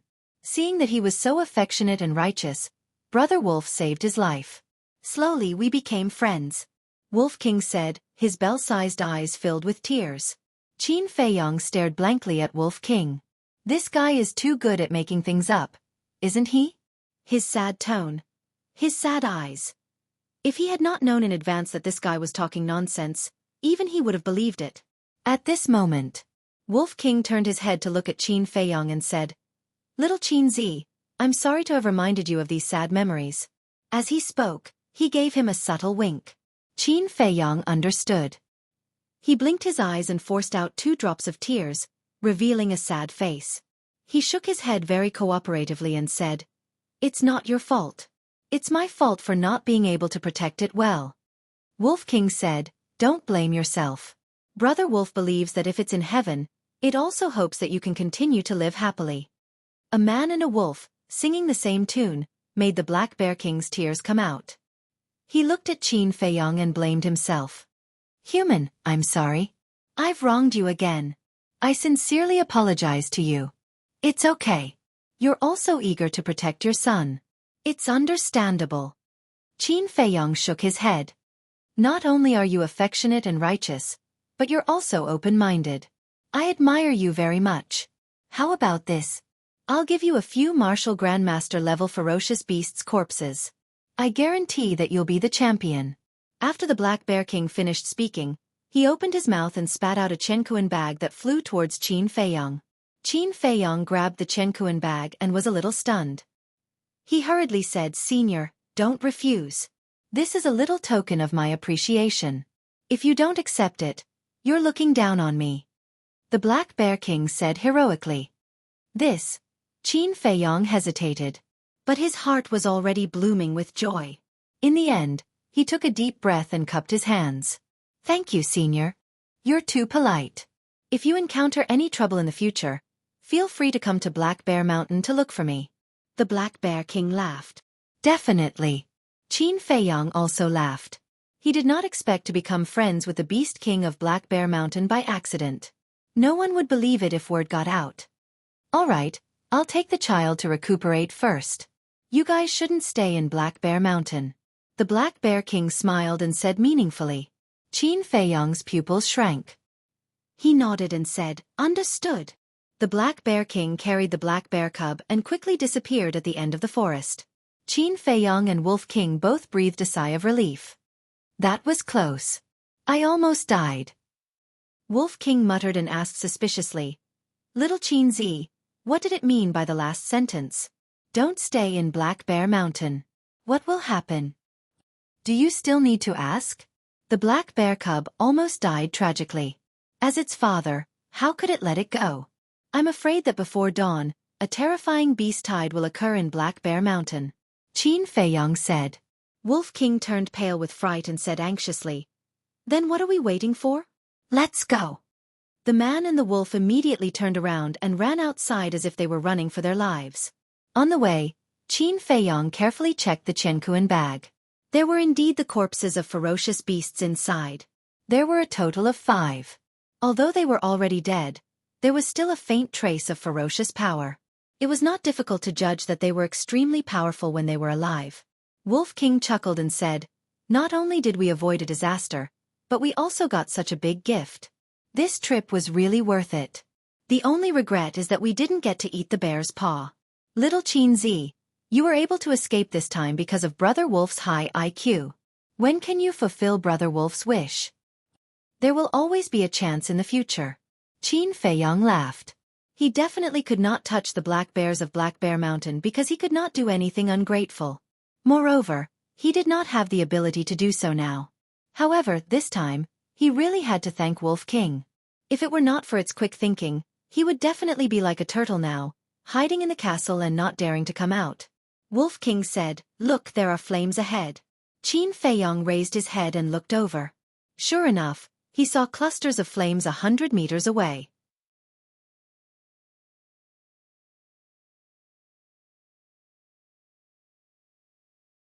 Chapter 59. Let's go and take a look, Qin Feiyong said softly. He and Wolf King sneaked over silently. I didn't expect Qin Feiyong to be hiding in the Black Bear Mountain. I heard that he was very difficult to deal with. I didn't think much of it. I didn't expect it to be true. Humph, you think too highly of him. If he didn't hide in the dark and shoot arrows, I would have killed him long ago. That's right. Trash like him doesn't deserve to be our opponent. Hundreds of young men and women were sitting in the forest. They were healing their wounds and discussing at the same time. Some of them were serious. Some of them were disdainful. A man and a wolf hid in a dense bush and listened quietly. Little Qin Zi, they dared to look down on you. Let's just kill them all here. Wolf King laughed evilly. Qin Feiyong said, there's no need to waste time here. Let's leave quickly. Does that mean Brother Wolf has to go to the ancient castle again? Wolf King was a little unwilling. Although the ancient castle was 100% safe, it was too stuffy. It was fine to stay for a short period of time. However, it was no different from staying in jail for a long time. Qin Feiyong thought for a while and said, why don't you stay in the Black Bear Mountain first? It was a ferocious beast. Even if there was a beast tied, it shouldn't be a big problem. All right. All right. Wolf King nodded. That was what it wanted. Say, if we report the news that Qin Feiyong is in the Black Bear Mountain to the City Lord and the Pill Hall Master, will it be considered a great achievement? Of course. Yeah, why didn't I think of that? Let's go back and report immediately. Why don't the 6 of us go back? All right, the rest of you stay here. Don't run around. The conversation suddenly rang out. Qin Feiyong frowned and looked up. He saw the 6 young men and women who didn't manage to kill Yi Shiwen talking to their companions. Then, they quickly disappeared into the dark forest. White-eyed wolf, I'm afraid you can't stay in the Black Bear Mountain. Qin Feiyong retracted his gaze and looked at Wolf King regretfully. Why? Wolf King was confused. Because when they send the news back, the big shots of the Black Bear Mountain will personally enter the Black Bear Mountain. If they bump into you, you'll be skinned alive. Even if you're not dead. Qin Feiyong said. Damn bastards, Brother Wolf will destroy them sooner or later. The Wolf King flew into a rage. Qin Feiyong shook his head and laughed. Don't worry, I'll let you out to get some fresh air when I have the chance. That's the only way. The Wolf King helplessly nodded. After sending Wolf King into the castle, Qin Feiyong sneered and silently retreated towards the cave.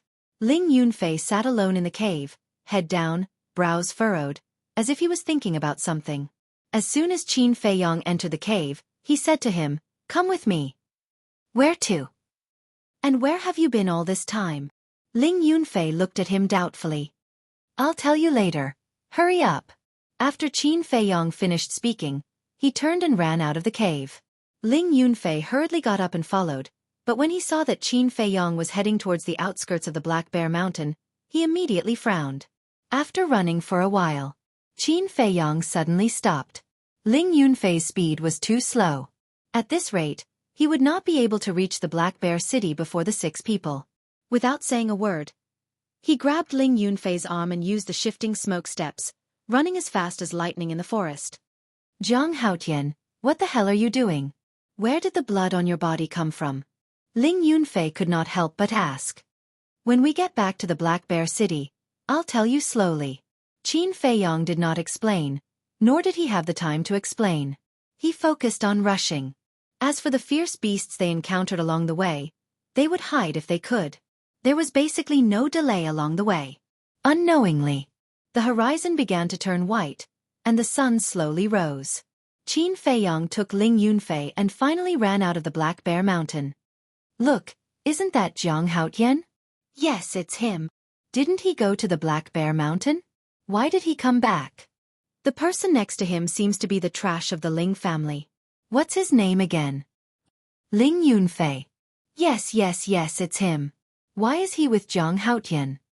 Outside the city. Many people had already dispersed, but the guards of the Black Bear City, as well as the 4 giants, and the patriarchs of the various families were still there. Seeing Qin Feiyang and Zhang Haotian running over, the guards immediately began to whisper. Luo Xiong and the others also had suspicious looks on their faces. Arriving at the bottom of the platform, Qin Feiyang directly rushed up the platform, ignoring the guards around him. However, Ling Yunfei's face was gloomy, because the discussion of the guards made him very uncomfortable. Luo Xiong stood up, looked at the 2 of them, and frowned. Zhang Haotian, Ling Yunfei, why did you come back? Did you give up halfway? Qin Feiyang was about to speak. But at this moment, the Ling family patriarch suddenly stood up, coldly looked at Ling Yunfei and shouted, "If you give up halfway, you are not worthy of being a descendant of my Ling family. Ling Yunfei, I order you now, immediately scram back to the Black Bear Mountain, otherwise, don't blame me for expelling you from the Ling family." Ling Yunfei's body stiffened, and his hands suddenly clenched tightly. The Ling family patriarch shouted, "What are you waiting for?" "Yes." Ling Yunfei nodded, turned and walked down the platform, but his eyes were red, filled with endless grievance and loss. "Wait," Qin Feiyang suddenly said. Ling Yunfei turned to look at him, with a trace of gratitude in his eyes, but more of helplessness, and then continued to walk towards the Black Bear Mountain. "Do you want to live under someone else's roof for the rest of your life, struggling at death's door?" Qin Feiyang said without turning his head. Ling Yunfei's eyes trembled, and he couldn't help but stop. The Ling family patriarch's eyes flashed coldly, and said in a deep voice, "Zhang Haotian, this is my Ling family's family matter. What right do you have to interfere?" He. Qin Feiyang smiled and said indifferently, "The younger generation naturally doesn't have the qualifications to ask about the Ling clan's internal affairs. However, Ling Yunfei is my friend. Can't I show some concern for my friend? Does even Ling Yunfei need your permission to be friends?" Friend. Ling Yunfei's body trembled. The word friend was too unfamiliar to him. The Ling family patriarch was also a little surprised. How did this trash become friends with Zhang Haotian? This time, he needed to think carefully.